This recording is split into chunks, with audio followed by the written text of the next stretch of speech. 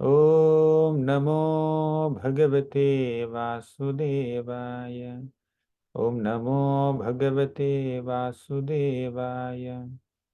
ॐ अज्ञानतिमिरान्धस्य ज्ञानाञ्जनशलाकया चक्षुरुन्मिलितं येन तस्मै श्रीगुरवे नमः। नमः ॐ विष्णुपादाय कृष्णप्रेष्ठाय भूतले श्रीमते भक्तिवेदान्त स्वामिन् इति नामिने। नमस्ते सारस्वती देवे गौरवाणी प्रचारिणे निर्विशेष शून्यवादी पाश्चात्य देशतारिणे। जय श्री कृष्ण चैतन्य प्रभु नित्यानंद श्री अद्वैत गदाधर श्रीवासादि गौर भक्तवृंद। हरे कृष्ण कृष्ण कृष्ण हरे हरे, हरे राम राम राम हरे हरे। హరే కృష్ణ. భక్తులందరికీ స్వాగతం. శ్రీమద్ భాగవతం మొదటి స్కందం 11వ అధ్యాయం మనం ప్రారంభించుకున్నాం గత వారం. ఆ 11వ అధ్యాయంలో ఇప్పటికీ 10 శ్లోకాలు చెప్పుకున్నాం. మళ్ళీ ఇంకొకసారి ఆ 10 శ్లోకాలు రివైజ్ చేసుకుని మనం 11వ శ్లోకం నుంచి ప్రారంభిద్దాం ఈరోజు. ఈ 11వ అధ్యాయంలో శ్రీకృష్ణుడు ద్వారకా నగరానికి విచ్చేస్తాడు. రాగానే నగర పొలిమేర్లలోనే ఆయన తన శంఖాన్ని ఊది ఆ శంఖారం ద్వారా తన యొక్క ఆగమనాన్ని అందరికీ తెలియపరుస్తాడు. అప్పుడు అందరూ ద్వారకావాసులందరూ ఎంతో ఉత్సాహంతో వచ్చి కృష్ణుణ్ణి స్వాగతిస్తారు. అలా స్వాగతిస్తున్న వాళ్ళు ఎన్నెన్నో ప్రార్థనలు అర్పించారనమాట. ఆయన్ని ఎన్నో విధాలుగా కొనియాడారు. నథాస్మతే నాథ సదాంఘ్రి పంకజం విరించ వైరించ సురేంద్ర వందితం అని ఎన్నెన్నో శ్లోకాలతో తమ యొక్క అభినందనల్ని తెలుపుతూ, అంతేకాకుండా ఆయన మీద వారు ఎలా ఆధారపడి ఉన్నారో చక్కగా తెలిపారు. అంతేకాకుండా వారి యొక్క విరహ భావనని చక్కగా వ్యక్తం చేశారు. వాళ్ళు ఏమన్నారంటే, కృష్ణ, ఎప్పుడూ నువ్వు హస్తినాపురానికని మథురకని అలా ప్రయాణాల్లోనే ఉంటే మాకు మీ సాంగత్యం మాకిప్పుడు లభిస్తుంది. నువ్వు లేకపోతే మేము సూర్యుడు లేని కళ్ళతో సమానం. కథం వయం నాథ అచిర అసితే త్వయి ప్రసన్న దృష్ట్యా కిల తాపశోషణం జీవేమతే సుందర సశోభితం అపశ్యమానావదనం మనోహరం. నిన్ను చూడకుండా చిరుమందహాసాలు చిందించేటటువంటి నీ చంద్రబింబం లాంటి నీ ముఖాన్ని చూడకుండా మేము ఎలా జీవిస్తాం అని వాళ్ళు ఎంతో ఆవేదన వ్యక్తం చేశారు. అప్పుడు శ్రీకృష్ణుడు వారందరినీ చూసి చిరుమందహాసం చేసి వారి యొక్క ప్రేమ అభిమానాలకు ప్రతిస్పందించి వారిచ్చినటువంటి బహుమతులన్నీ స్వీకరించి ఇక నగరంలోకి ప్రవేశించాడు. ద్వారకా నగరం 11వ శ్లోకం నుంచి 15వ శ్లోకం వరకు ఆ ద్వారకా నగరాన్ని ఎంత చక్కగా అలంకరించారో చెప్పారనమాట సూత గోస్వామి. ఈ ద్వారకా నగరంలో ఎంతోమంది గొప్ప గొప్ప వంశాలకు చెందినటువంటి వ్యక్తులు ఉన్నారు. భోజ, మధు, దాశార్హ, అర్హ, కుక్కుర, అంధక అన్నటువంటి ఎన్నెన్నో వంశాలు అక్కడ జీవిస్తున్నాయన్నమాట. మధుభోజ దాశార్హ కుకురాంధక వృష్ణుభి ఆత్మతుల్య బలైర్గుప్తాం నాగైర్భోగవతీమివ సర్వర్తు సర్వ విభవ పుణ్యవృక్షల తాశ్రమై ఉద్యానోపవనారామైర్. ఇక్కడ ఒత్తులు మరీ ఎక్కువైపోయినాయి, ప్లస్ గ్యాప్స్ కూడా లేవు. తెలుగు టైపింగ్లో కొంచెం అనేది ప్రాబ్లం ఉన్నట్టుంది. సరే, ఏదైనా ఇక్కడ ఈ 11-12 శ్లోకాల్లో మనం ఏం చూస్తామంటే, ఆ ద్వారకా నగరంలో ఎన్నెన్నో వంశాలు నివసిస్తున్నాయి. ఆ ద్వారకా నగరం అన్ని ఋతువుల్లోనూ అన్ని కాలాల్లోనూ ఎప్పుడు సహజమైనటువంటి వైభవంతో నిండి ఉంటుంది. ఎక్కడా ఏది కొదవలేదు. ద్వారకా నగరంలో అన్నీ కావలసినవన్నీ చక్కగా సమకూరాయి. తర్వాత గోపురద్వార్గమార్గేషు కృతకౌతుకతోరణాం చిత్రధ్వజపతాకాగ్రైరంతః ప్రతిహత ప్రతిహత తపాం. అంటే ద్వారకా నగరం మొత్తాన్ని చక్కగా అలంకరించారనమాట. ప్రతి గృహం, ప్రతి ద్వారం తోరణాలతో ఎంతో చక్కగా అలంకరించారు. అరటి చెట్లతో అలంకరించారు. ఇంతకీ ఇంత అలంకారం దేనికి? కృష్ణుణ్ణి ఆహ్వానించడం కోసం. ద్వారకలో ఉన్న ప్రతి గృహము కృష్ణుణ్ణి ఆహ్వానించడానికి సిద్ధంగా ఉందన్నమాట. మన ఉదాహరణకి మన ఇంటికి ఎవరైనా వచ్చారనుకోండి, పెద్ద అతిథులు వచ్చారు, ఇల్లు క్లీన్గా లేదు, వాళ్ళు వస్తున్నారు, గేట్ దగ్గర ఉన్నారంటగానే ఒక్క నిమిషంలో అన్ని చిందరవందరగా ఉన్నవన్నింటినీ చక్కగా మనం సరి చేసేస్తాం. ఒక రూమ్ క్లీన్గా ఉండడానికి క్లీన్గా పెడుతుంటాం. అక్కడ ఎంగిల్ పళ్ళాలు ఉంటే తీసేస్తాం. అలా బట్టలు అక్కడక్కడ పడి ఉంటే వెంటనే తీసి కబోర్డ్లో బీరువాలలో పెడతాం. అలా కొంచెం ఏదో ఆదుర్దాగా అరేంజ్మెంట్లు చేస్తాం కదా, వాళ్ళు వస్తే బాగుండదు, చూస్తే బాగుండదు అని. అలా లేదు ద్వారకలో ఎవరిల్లు. ద్వారకలో ప్రతి ఒక్కరూ కృష్ణుణ్ణి తమ ఇంట్లోకి ఆహ్వానించడానికి సిద్ధంగా ఉన్నారు. ఎప్పుడు ఏ క్షణంలో కృష్ణుడు మా ఇంటిలోకి వచ్చినా కూడా అర్ఘ్యం, పాద్యం, ఆచమనీయం, మధుపర్కం, తర్వాత బట్టలు, పూలదండలు అన్నీ రెడీ అనమాట. అసలు ప్రతి ఇల్లు కృష్ణుడి ఇల్లులాగే అనమాట. ఇంకా చెప్పాలంటే మనందరం నివసిస్తున్నటువంటి ప్రతి గృహము భగవంతుడి గృహమే. భగవంతుడు మన ఇంట్లో ఉన్నాడు. ప్రతి ఇంట్లోనూ దేవుడి గది ఉంటుంది కదా. ఒక మూలన ఒక చిన్నదో పెద్దదో తమ శక్తికి అనుగుణంగా ప్రతి వ్యక్తి, ముఖ్యంగా భారతదేశంలో ఉన్నటువంటి ప్రతి వ్యక్తి యొక్క గృహంలోనూ ఒక చిన్న గుడి లాంటిది ఉంటుందన్నమాట. అక్కడ దేవుడి పటం పెట్టుకుంటారు, విగ్రహం పెట్టుకుంటారు, భగవంతుడికి నైవేద్యం చేస్తారు. ప్రతినిత్యం పూజ, ధూపం, దీపం, నైవేద్యం అవన్నీ పెడుతుంటారు, ఆరతిస్తుంటారు. అలా ప్రతి ఇంట్లోనూ జరిగేది. ఇప్పుడు కలియుగంలోనే చాలా ఇళ్లలో ఇంత కాస్త కోస్త భక్తి జరుగుతుంది. కానీ అప్పుడు కృష్ణుడు స్వయంగా ఉన్నప్పుడు ఈ భూమి మీద వాళ్ళకెంత భక్తి ఉండేదో ఊహించుకోండి అనమాట.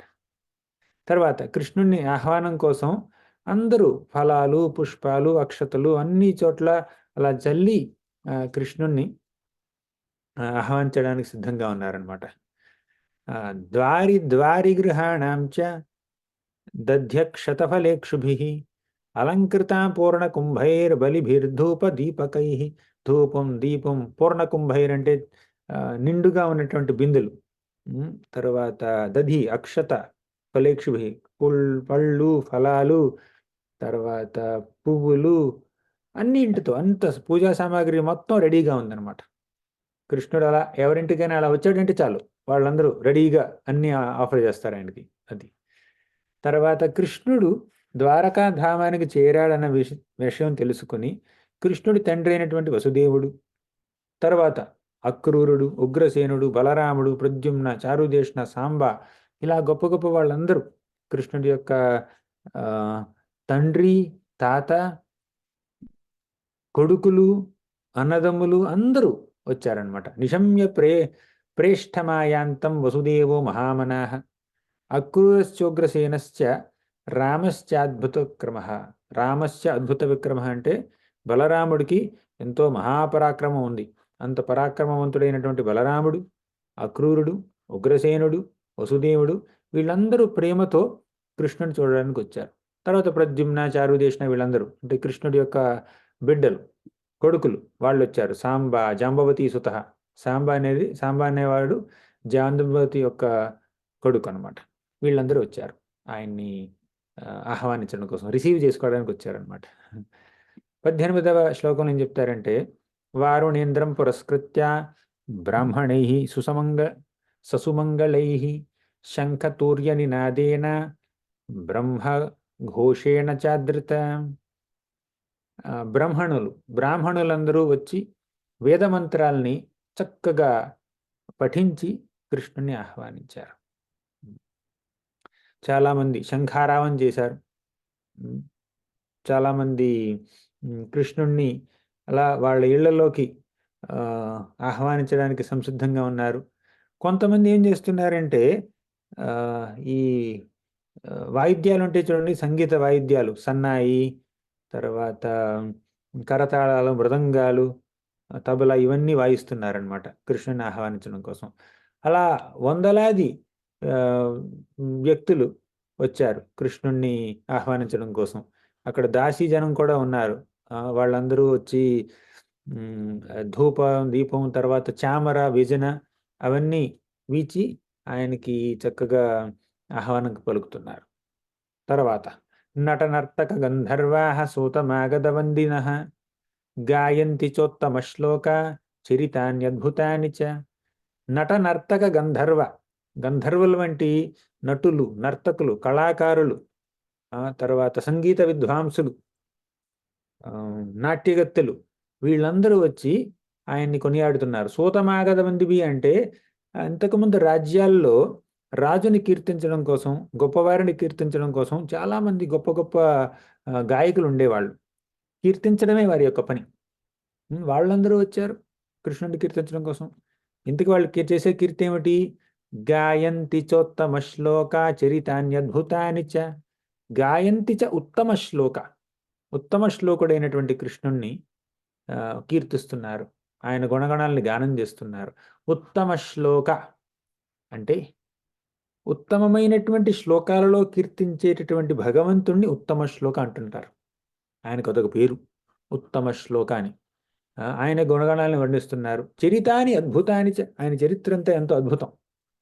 తర్వాత 21వ శ్లోకం ఏం చెప్పారంటే సుత గోస్వామి, భగవాంస్తత్ర బంధూనాం పౌరాణామనువర్తినాం యథా విద్యుపమం సంగమ్య సర్వేషాం మానమాదధే.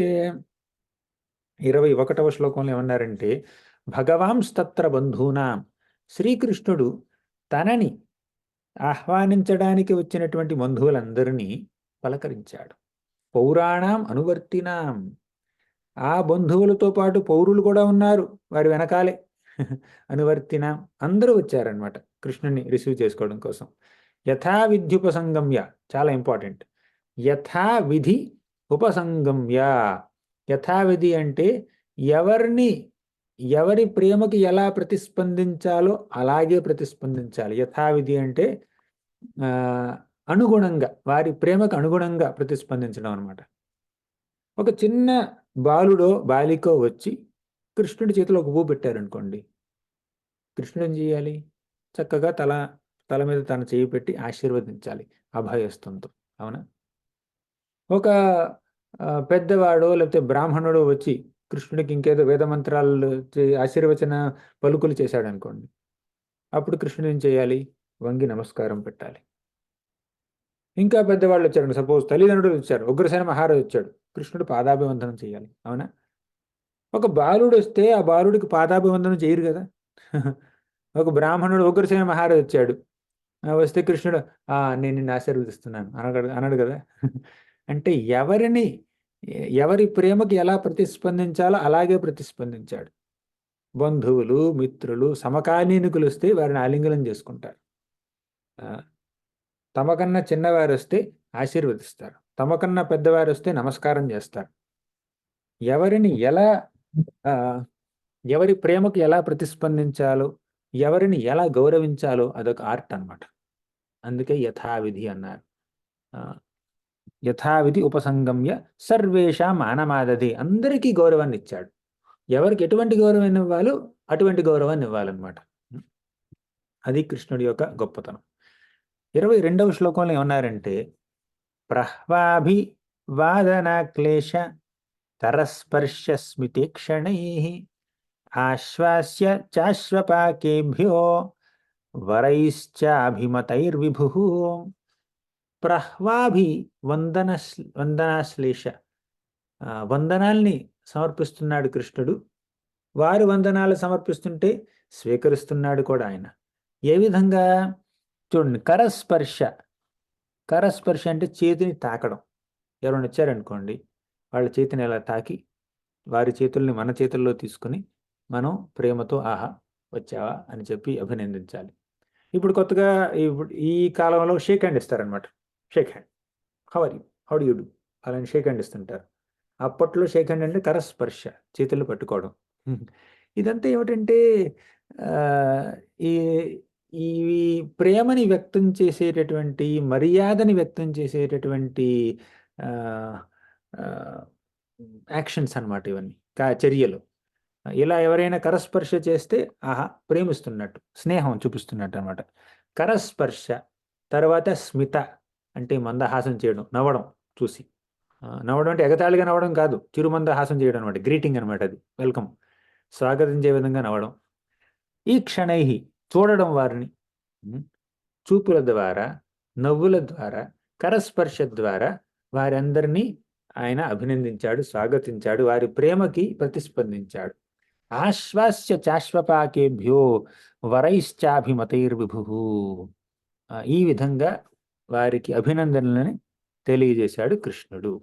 కొంతమంది పెద్దవాళ్ళకి ఏమిటంటే శిరస్సుని వంచి నమస్కరిస్తాడు కృష్ణుడు, భగవంతుడు. స్వయం చ గురుభిర్విప్రైః సదరైః స్థవిరైరపి ఆశీర్భిర్యుజ్యమానోన్యైర్ వందిభిశ్చావి షత్పురం. సర్వం చ గురుభిర్విప్రైః. అంతేకాదు పెద్దవాళ్ళు ఉన్నారు, గురువులు, విప్రులు. గురువులు అంటే అంటే సాందీపనమని అని కాదు అక్కడ దాని అర్థం. అంటే గురుతుల్యులు అయినటువంటి బ్రాహ్మణులు, వారి యొక్క భార్యలు బ్రాహ్మణులు. తరువాత పెద్దవాళ్ళు, గురువు అంటే పెద్దవారిని కూడా గురువు అనొచ్చు. వాళ్ళు మనకన్నా వయసులో పెద్దవాళ్ళు, వయసులో లేదంటే జ్ఞానంలో పెద్దవాళ్ళు, వాళ్ళని కూడా మనం గురువులు అనొచ్చు. సో సాదరై స్థవిరైరపి, ఎంతో సాదరంగా ఆహ్వానించాడు, ప్రణామాలు చెప్పాడు. తరువాత ఆయన్ని కీర్తిస్తున్నారు వీళ్ళందరూ. ఈయన కూడా వారిని కీర్తిస్తున్నాడు. ఈ విధంగా అందరినీ, పెద్దవారిని, పేదవారిని, చిన్నవారిని అందరినీ అభినందించాడు కృష్ణుడు. ఇక్కడ ఒక వింత జరిగింది. ఇప్పటి వరకు మనం కాస్త ఫాస్ట్గా చెప్పుకున్నాం, ఎందుకంటే కృష్ణుడు ఎవరితో ఎలా ప్రతిస్పందిస్తాడన్న విషయమే గత 10 శ్లోకాల్లో ఉంది. ఇప్పుడు ఇంకా కృష్ణుడు ఇంకా ప్యాలెస్లోకి ఎంటర్ అవ్వలేదు. ఈ 2-3 శ్లోకాల్లో కృష్ణుడు రాజమార్గంలో నడుస్తున్నప్పుడు ఆయన అందరికీ ఎలా కనిపించాడు అన్న విషయాన్ని చెప్పారనమాట. రాజమార్గం గతే కృష్ణే ద్వారకాయః కులస్త్రియః హర్మ్యాన్యారురుహుర్విప్ర తదీక్షణ మహోత్సవాః. కృష్ణుడు అలా రాజమార్గంలో నడుస్తున్నప్పుడు అందరూ ఆయన్ని చూస్తూ ఉన్నారు. ప్రతి ఒక్కరూ ఆయన్ని చక్కగా చూస్తూ ఉన్నారు. నగరంలో ఉన్నటువంటి స్త్రీలు కానీ, సైనికులు కానీ, బ్రాహ్మణులు కానీ, పెద్దవాళ్ళు కానీ, పిల్లలు కానీ, వృద్ధులు కానీ అందరూ ఆయన్ని చూస్తున్నారు.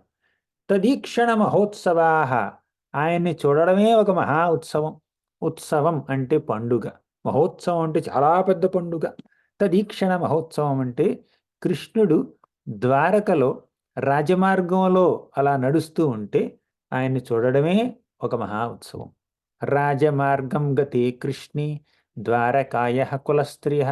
కులస్త్రియః అంటే ఈ యదుకులంలో, తర్వాత వృష్ణికులంలో ఉన్నటువంటి గొప్ప గొప్ప స్త్రీలు, రాజులు వంటి వాళ్ళు, మహారాణులు, యువరాణులు, వాళ్ళంతా అనమాట. వాళ్ళు ఏం చేశారంటే హర్మ్యాన్యారురుహ. హర్మ్య అంటే ఆ భవనం, గొప్ప గొప్ప భవనాలు ఉన్నాయి కదా, ఆ భవనాల మీద ఎక్కి అక్కడి నుంచి చూస్తున్నారు కృష్ణుడిని. ఇప్పుడు సాధారణ వ్యక్తులు ఉన్నారు కదా, సాధారణ పౌరులు, వాళ్ళు అలా రోడ్డు మీదే చూడొచ్చు కృష్ణుడిని, రోడ్డు మీదే కలవచ్చు, బయటకు వచ్చి కలవచ్చు. కానీ ఈ రాజస్త్రీలు ఉన్నారు కదా, అంతఃపుర స్త్రీలు, వాళ్ళు బయటికి రాలేరు, రారు కూడా. ఆ అంతఃపుర స్త్రీలు ఆ అంతఃపురంలోనే ఉంటూ మేడ మీద నుంచి చూస్తున్నారన్నమాట కృష్ణుడిని. అలా కృష్ణుడిని వీళ్ళందరూ స్వాగతించారు. ఇప్పుడు వాళ్ళే కాదు, విప్ర అంటే మన బ్రాహ్మణులు, వీళ్ళందరూ కృష్ణుణ్ణి ఇలా దర్శించుకున్నారు. అలా కృష్ణుణ్ణి దర్శించుకుంటున్నటువంటి వీరికి ఎటువంటి విసుగు లేదు. ఇప్పుడు ఒక వ్యక్తి మీ ఇంటికి ఒకసారి వస్తే మీరు ఎంతో ప్రేమతో ఆహ్వానిస్తారు.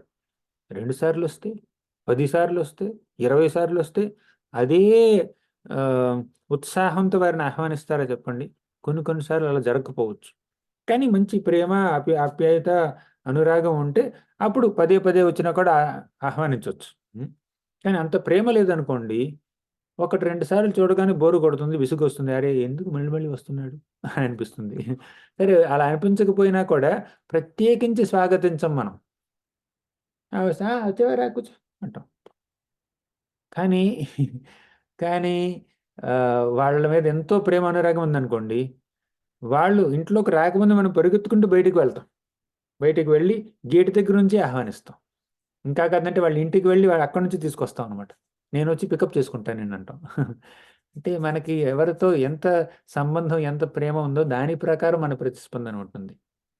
బాగా క్లోజ్‌గా ఉన్నారు, ఎంతో ప్రేమ, అభిమానం ఉంటే మీరు పర్సనల్‌గా స్వయంగా వాళ్ళ ఇంటికి వెళ్ళి పికప్ చేసుకొని ఇంటికి తీసుకొస్తారు.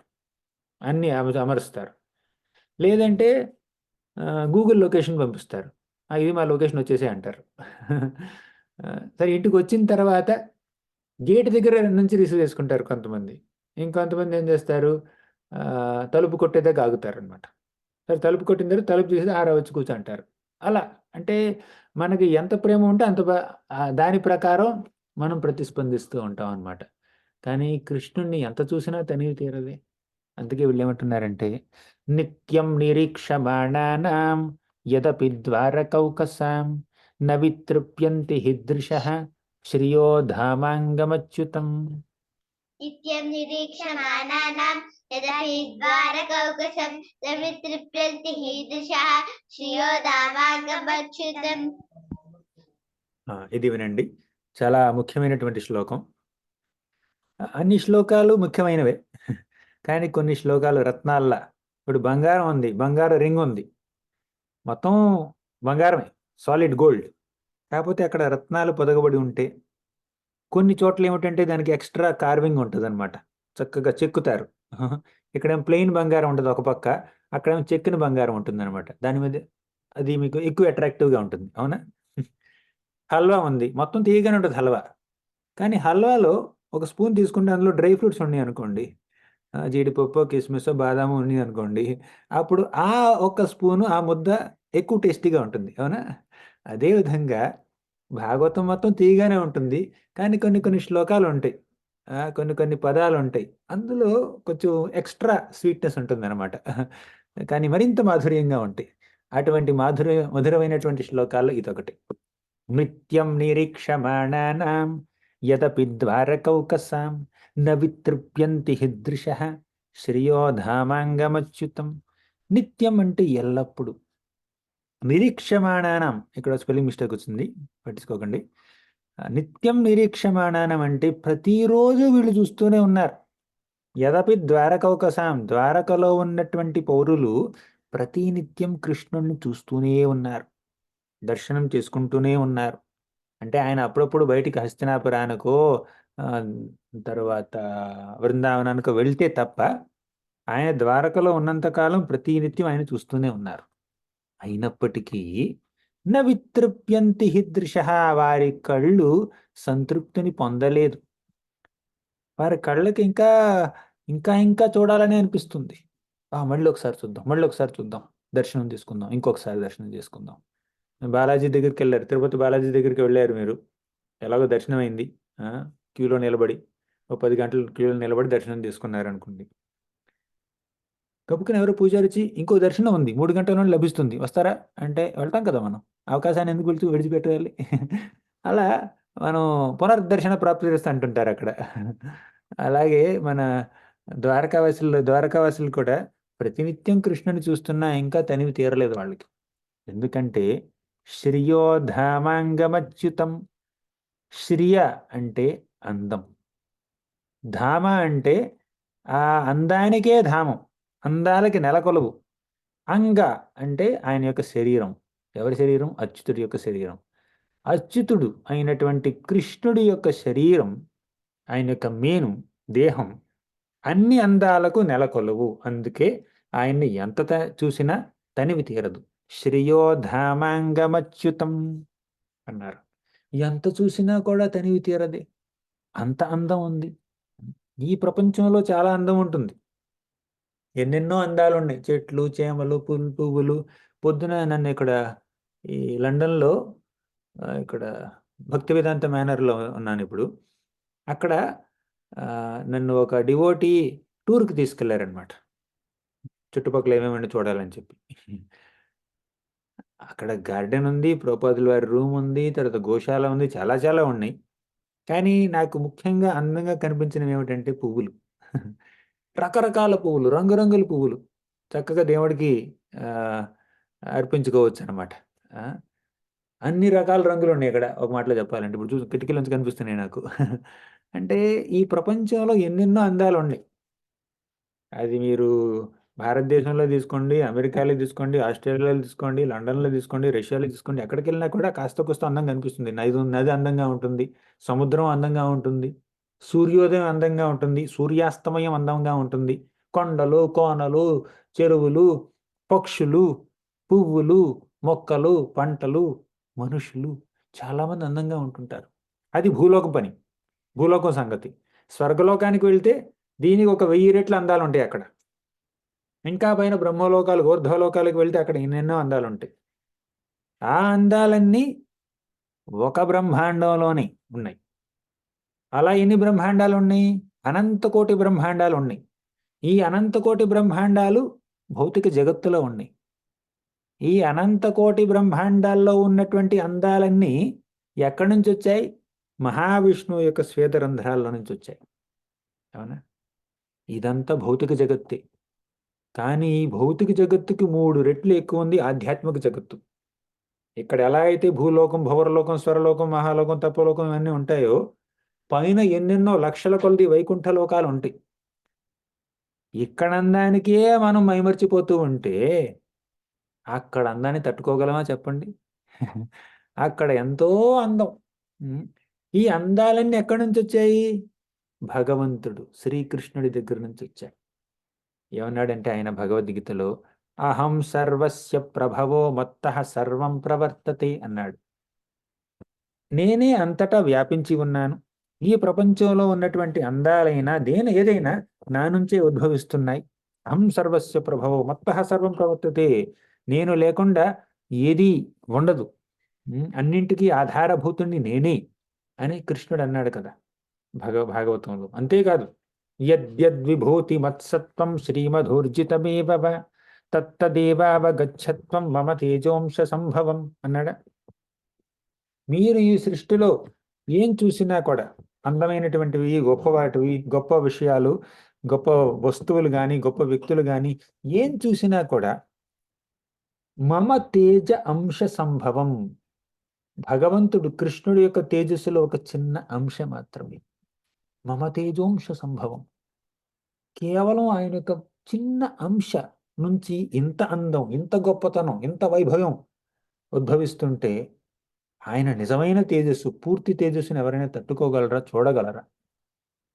అది ఆయన గొప్పతనం. అందుకే ఆయన అన్నారు, శ్రియో ధామాంగమచ్యుతం. ఇన్ని అందాలకి సోర్స్, ఆది అయినటువంటి, సర్వకారణ కారణమైనటువంటి, పునాది అయినటువంటి ఆ భగవంతుడే స్వయంగా మన కళ్ళెదురుగా నిలబడితే ఆ అందాన్ని మనం తట్టుకోలేం. అందుకే శివుడు రుద్రగీతలో, భాగవతం 4వ స్కందంలో రుద్రగీత అనేటటువంటి ఒక గొప్ప అధ్యాయం వస్తుంది. శివుడు ఆ రుద్రగీతంలో ఏమంటాడంటే, స్నిగ్ధ ప్రావృద్ధనశ్యామం సర్వ సౌందర్య సంగ్రహం చార్వాయత చతుర్బాహు సుజాత రుచిరాననం అంటాడు. సర్వ సౌందర్య సంగ్రహం, ఈ ప్రపంచంలో, ఈ సృష్టిలో ఉన్నటువంటి అందాల మొత్తం కలయిక, అందాల యొక్క సంగ్రహం, కలయిక ఆయనే. అన్ని అందాలకి మూలం ఆయనే అని శివుడే పొగిడాడనమాట.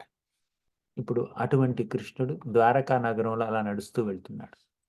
ఇక్కడ ఇంకా ఇంట్రెస్టింగ్ ఏమిటంటే, శ్రియో నివాసో యస్యోరః పానపాత్రం ముఖం దృశాం బాహవో లోకపాలానాం సారంగానాం పదాంబుజం. శ్రియో నివాసో యస్యోరః పాలపాత్రం ముఖం దృశాం బాహవో లోకపాలానాం సారంగాలా పదాంబుజం. శ్రియో నివాసో యస్యోరః. శ్రియ అంటే ఇక్కడ లక్ష్మీదేవి. యస్యోరః అంటే ఆయన యొక్క వక్షస్థలం లక్ష్మీదేవి యొక్క నివాసం. వక్షస్థలంలో లక్ష్మీదేవి ఉంటుందన్నమాట.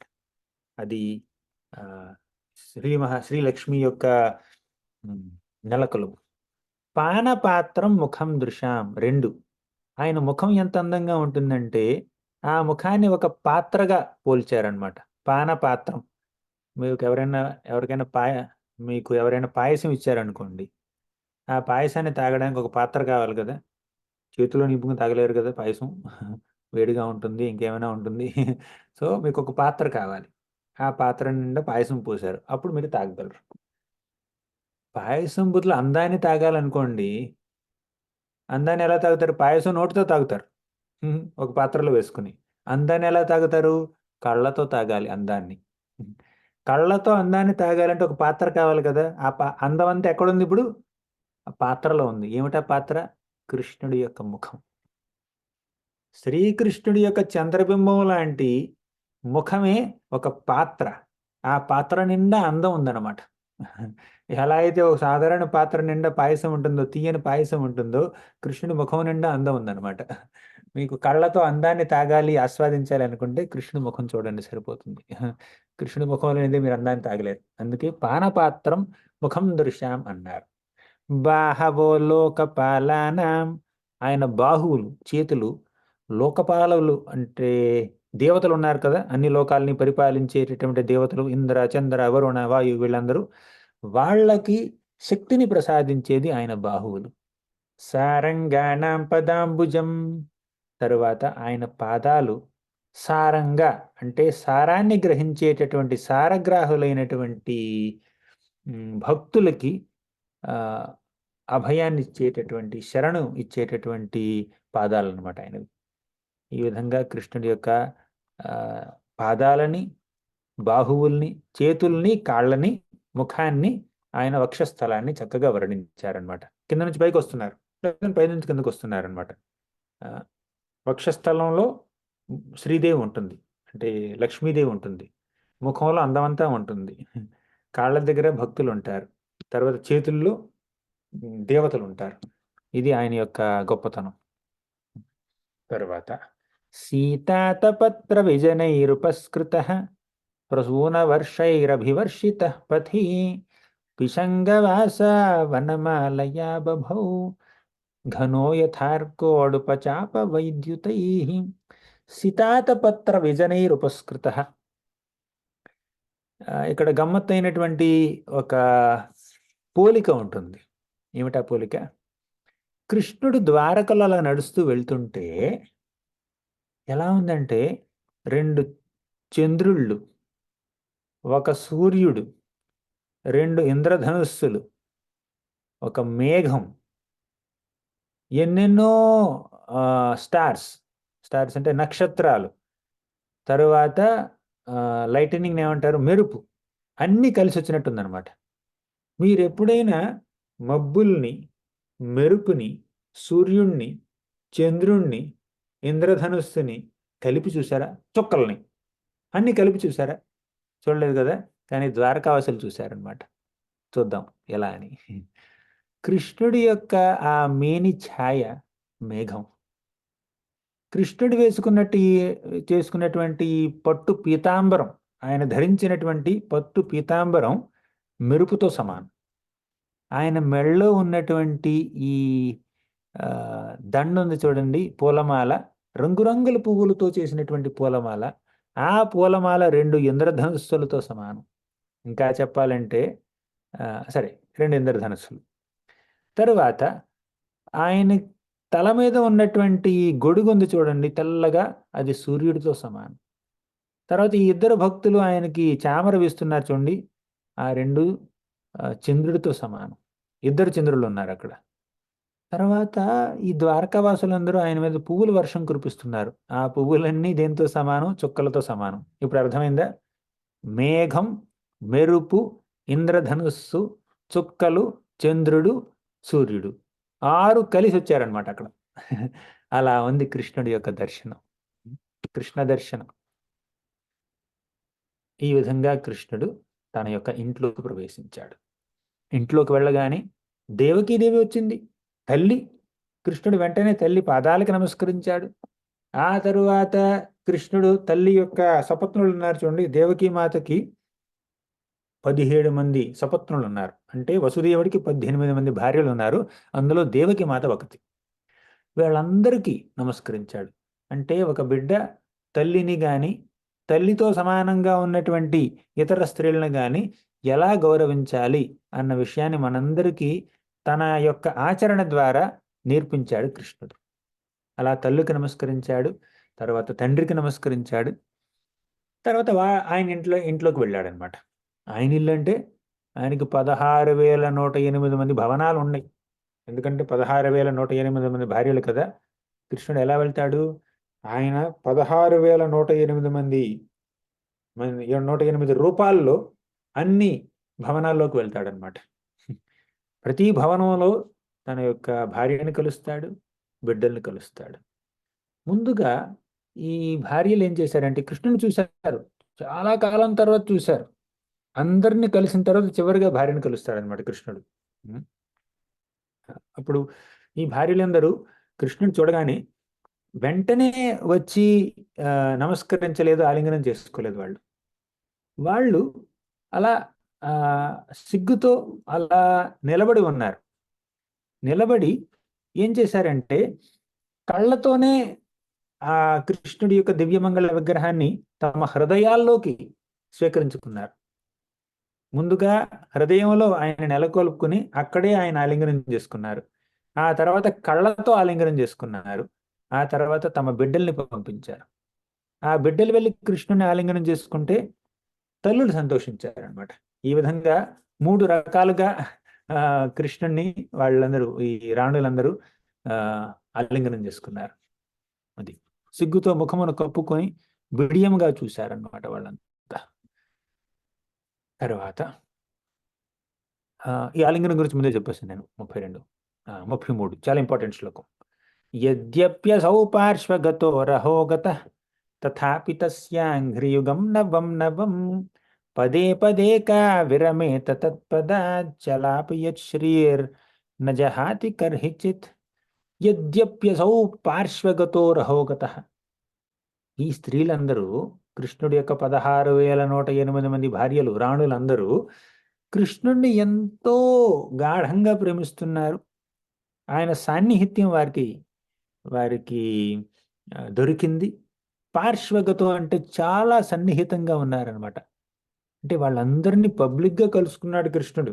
ఎవరు? పౌరుల్ని, బ్రాహ్మణుల్ని, తల్లిదండ్రుల్ని, పినతల్లుల్ని, వాళ్ళందరినీ అందరి ముందు కలుసుకుని కేవలం భార్యల్ని కలవడం కోసం ఆయన ప్రత్యేకంగా కలిశాడనమాట. అయినా కూడా పార్శ్వగతో రహోగత అంటే రహస్య స్థానాల్లో, అంటే వారు ఏకాంతంలో కలిశాడనమాట. అందరినీ పబ్లిక్లో కలిసి కేవలం భార్యలు మాత్రం ఏకాంతంలో కలిశాడు. అయినప్పటికీ అంటే ఆయన యొక్క సాంగత్యం వారందరికీ పూర్తిగా లభించింది. తథాపి అయినా కూడా వారికి బోరు కొట్టలేదు. తస్యాంఘ్రి యుగం నవం నవం. కృష్ణుడి యొక్క పాదపద్మాలు ఎంతో కొత్తగా కనిపించాయి ఆయనకి, వారందరికీ. పదే పదే కా విరమేత తత్పదాత్. అంటే పదే పదే కృష్ణుని చూస్తున్నా, సేవిస్తున్నా, ప్రేమిస్తున్నా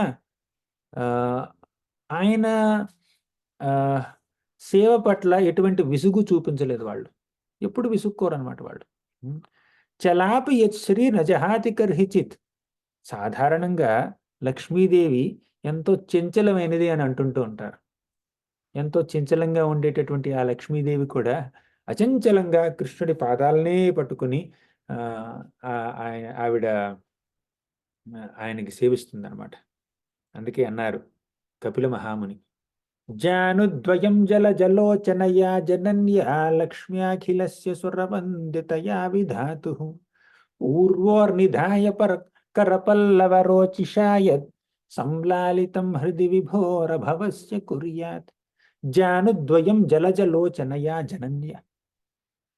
కృష్ణుడి యొక్క పాదాలని ఎల్లప్పుడూ జలజలోచన అంటే కలువరేకులు లాంటి కళ్ళున్నటువంటి శ్రీ మహాలక్ష్మి ఎప్పుడు సేవిస్తూ ఉంటుందన్నమాట.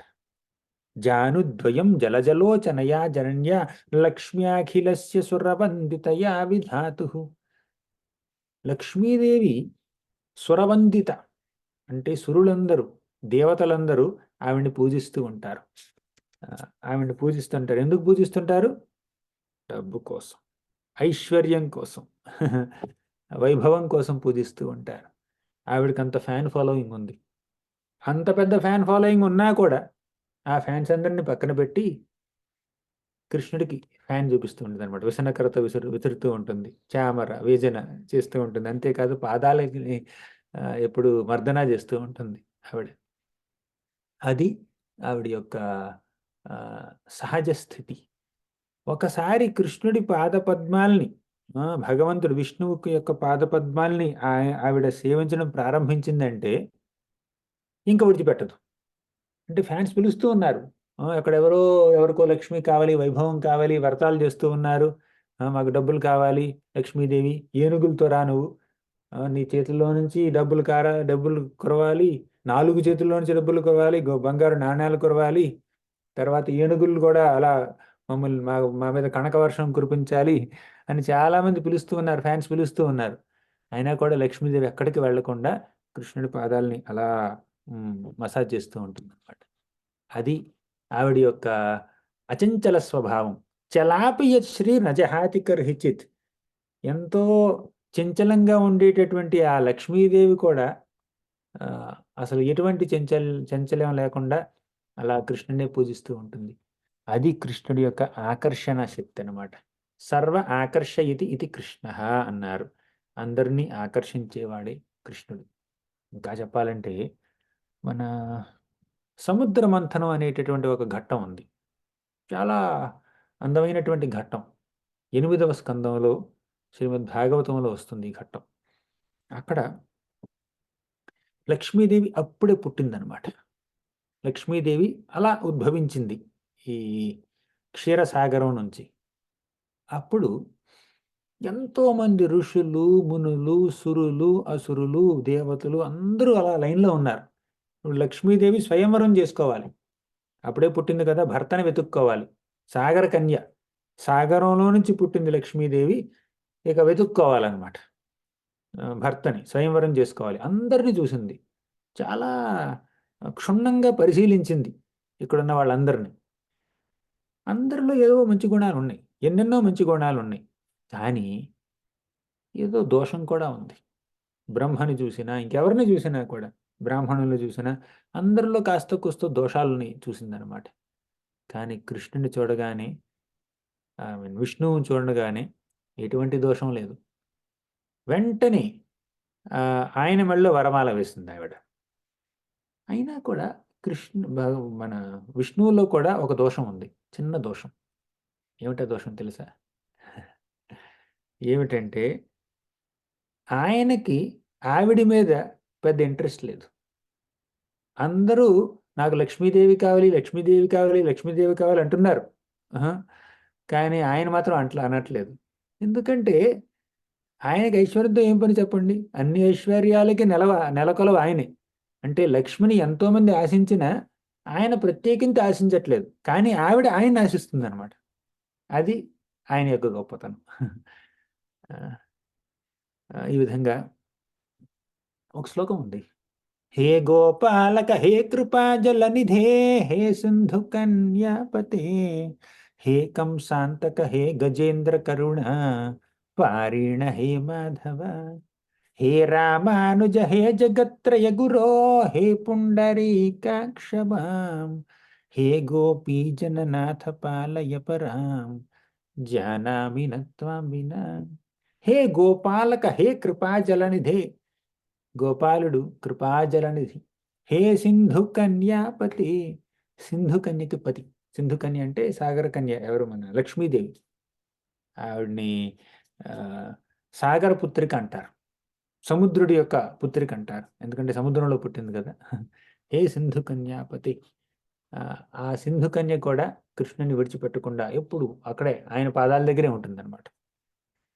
ఏవం నృపాణాం క్షితిభార జన్మన అక్షౌహిణీభిః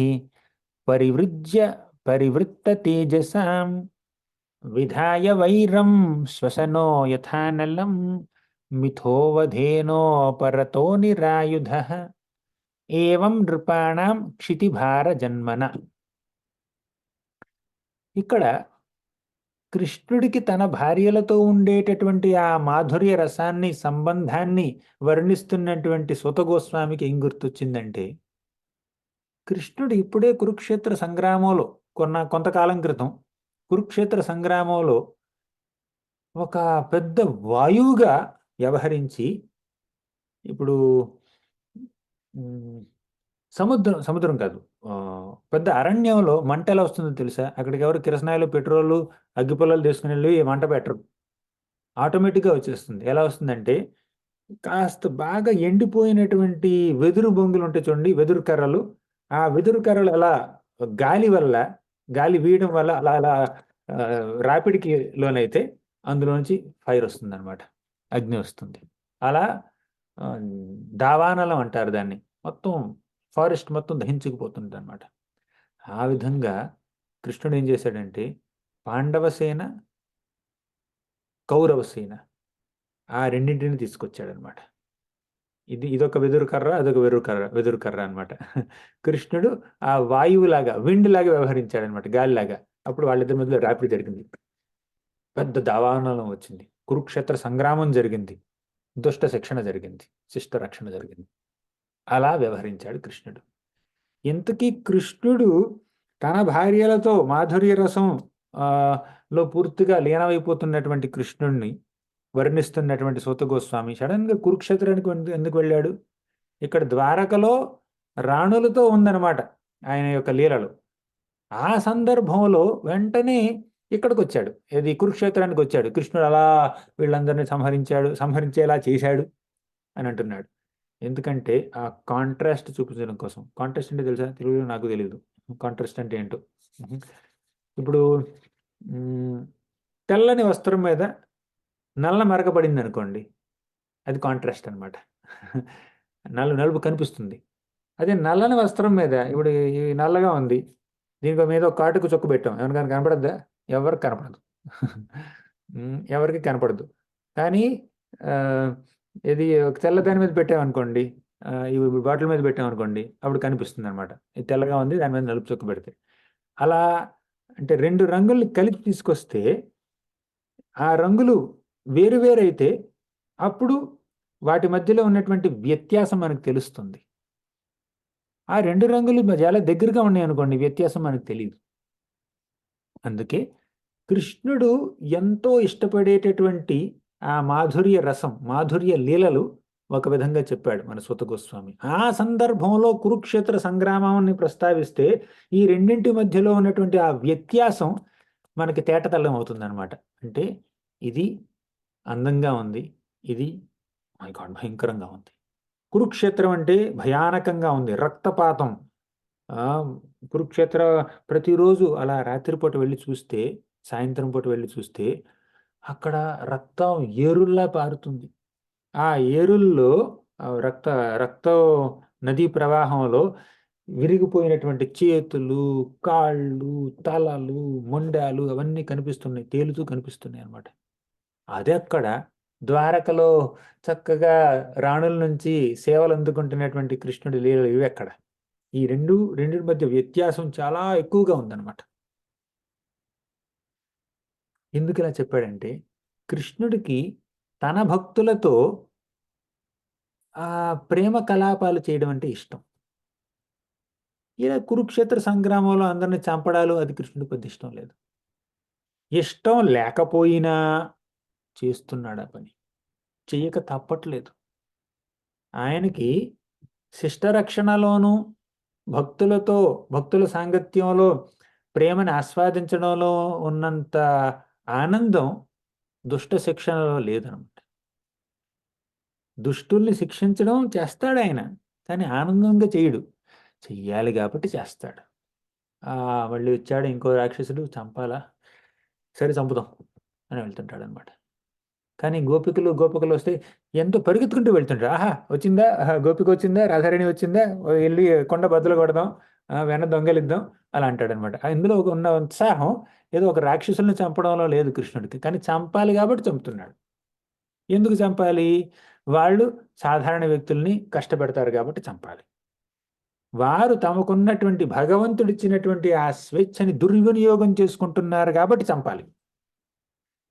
శిక్షకి అర్హులు కాబట్టి వాళ్ళని చంపాలి.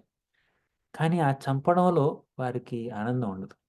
ఇప్పుడు తల్లి లేదంటే తండ్రి బిడ్డలు తప్పు చేస్తే మందలించాలి, తిట్టాలి, అవసరమైతే కొడతారు కూడా. ఈ కాలంలో ఎలా ఉందో మాకు తెలీదు. మా కాలంలో మేము బాగానే తన్నులు తిన్నాం. టీచర్ల దగ్గర నుంచి, పేరెంట్స్ దగ్గర నుంచి చక్కగా తన్నులు తిన్నాం మేము. అది మా కాలంలో అదనమాట. మీరు కూడా తన్నులు తినే ఉంటారు నాకు తెలిసి. అలా ఒక దెబ్బ వేయకుండా ఎవరు పెంచరులేండి. ఆ మాత్రం ఉండాలి. స్ట్రిక్ట్‌నెస్ ఉండాలి. కానీ పిల్లల్ని కొట్టడం పేరెంట్స్‌కి ఇష్టమా? ఏ తల్లైనా కూడా పిల్లల్ని కొట్టడంలో ఆనందాన్ని అనుభవిస్తుందా? అప్పుడప్పుడు కొంతమంది టీచర్లు అనుభవిస్తారు ఆనందాన్ని. కొంతమంది టీచర్లు మాత్రం చక్కగా ఆనందాన్ని అనుభవిస్తుంటారు పిల్లల్ని కొట్టడంలో, టఫ్‌గా పేపరు సెట్ చేయడంలో. ఆ పేపరు సరిగ్గా ఆన్సర్ చేయకపోతే, ఇదేంటి ఇలా చేసావు, ఇది కూడా రాదని పిల్లల్ని తిట్టడంలో కొంతమందికి ఆనందం లభిస్తుందనమాట.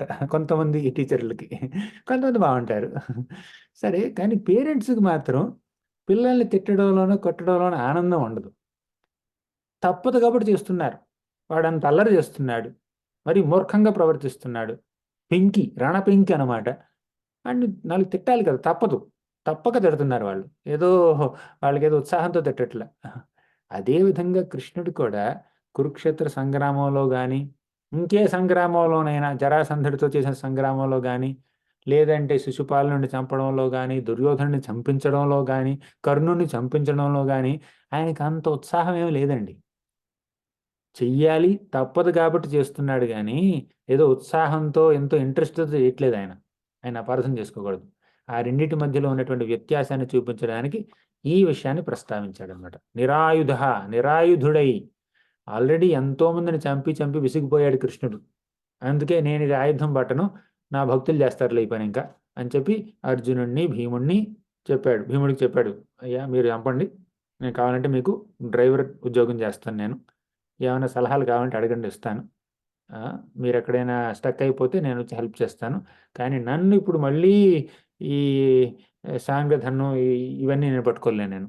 నేను నా జీవితం మొత్తం ఎంతోమంది రాక్షసులతో పోరాడాను. ఇక నాకు అక్కర్లేదన్నాడనమాట. అది కృష్ణుడి యొక్క పరిస్థితి. తరువాత స ఏష నరలోకేస్మిన్ అవతీర్ణః స్వమాయయా రేమే స్త్రీరత్నకూటస్థో భగవాన్ ప్రాకృతో యథా. ఇంకొక విషయం మళ్ళీ వచ్చేసాడు మన శ్రీకృష్ణుడు. సుత గోస్వామి కృష్ణుడి యొక్క మాధుర్య లీలల్ని వర్ణించడానికి మళ్ళీ వచ్చాడనమాట. ఏదో ఒక్క శ్లోకం కురుక్షేత్రం గురించి చెప్పారు, మిగిలినంతా ఇక భగవంతుడి గురించే. ఇప్పుడు స ఏష నరలోకేస్మిన్, అంత గొప్ప భగవానుడు ఈ నరలోకంలో, ఈ భూలోకంలో జన్మించాడు, అవతరించాడు. జన్మించాడనే కన్నా అవతరించాడు అనాలి. అంటే జన్మించాడు అన్నా కూడా తప్పు లేదు. కృష్ణుడే అంటాడు, జన్మ కర్మచ మే దివ్యం ఏవం యో వేత్తి తత్వతః అని. జన్మించడం అంటే అవతరించడం అనేది దాని అర్థం. ఇప్పుడు సయేష నరలోకేస్మిన్ అవతీర్ణ స్వమాయయా, తన యొక్క స్వశక్తితో, ఆధ్యాత్మిక శక్తితో ఆయన అవతరించాడు. రేమే స్త్రీరత్న కూటస్థో, కూటస్థుడంటే ఎటువంటి మార్పు లేనివాడు. ఆయన నరలోకంలో జన్మించిన, పరలోకంలోనే ఉన్న, ఇహలోకానికి వచ్చిన ఆయనలో ఎటువంటి మార్పు లేదు. ఆయన పూర్తిగా ఆధ్యాత్మిక స్వరూపుడే. ఆయన శరీరం పూర్తిగా ఆధ్యాత్మిక స్వరూపమే. పంచమహాభూతాలతో చేసినటువంటి స్వరూపం కాదు ఆయనది. మన శరీరంలో ఏముంటుంది? భూమి, జలము, నీరు, అగ్ని, వాయువు ఉంటాయి. నరాలు, ఎముకలు, రక్తం, మాంసం, రకరకాల వాయువులు, ప్రాణాపాన వాయువులు, ఇంకా చాలా చాలా ఉంటాయి. ఒకసారి ఈ 1 mm కూడా కాదు, ½ mm లేకపోతే 1.25 mm ఆ చిన్న సన్నని పొరను మనం తొలగిస్తే లోపల ఉండేది ఏమిటంటే కేవలం మాంసపు ముద్ద మాత్రమే, ఇంకేం లేదు. ఒకసారి ఈ స్కిన్ లేయర్ అలా తొలగిస్తే ఎవరనేది ఎవరు గుర్తించలేరు కూడా. కానీ ఆ మాంసపు ముద్ద మీద ఈ చర్మం అనే కవరింగ్ ఉన్నంత వరకు వ్యక్తి ఆకర్షణీయంగా ఉండవచ్చు. ఉండకపోయినా అరచేతి మందాన మేకప్ వేసుకుని ఆకర్షణీయంగా ఉండడానికి, కనిపించడానికి ప్రయత్నించవచ్చు. కానీ ఎంత కష్టపడినా కూడా ఇది భౌతిక దేహం, శాశ్వతమైనటువంటి దేహం కాదు. ఎలా అయితే ఇది పుట్టిందో అలా చావవలసింది. వృద్ధాప్యం వస్తుంది, తల నెరిసిపోతుంది, ముఖం మీద ముడతలు వస్తాయి, చాలా చాలా జరుగుతూ ఉంటాయి. ఈ శరీరాన్ని పోషించడానికి ఎంత కష్టపడాలో అంత కష్టపడాలి, అందులో తప్పు లేదు, అది మన బాధ్యత కూడా. కానీ ఈ శరీరం శాశ్వతం అనుకోవడం తప్పు. ఈ విధంగా మనం కృష్ణుడు తన యొక్క దివ్యమైనటువంటి ఆధ్యాత్మిక స్వరూపంలో అవతరించాడు.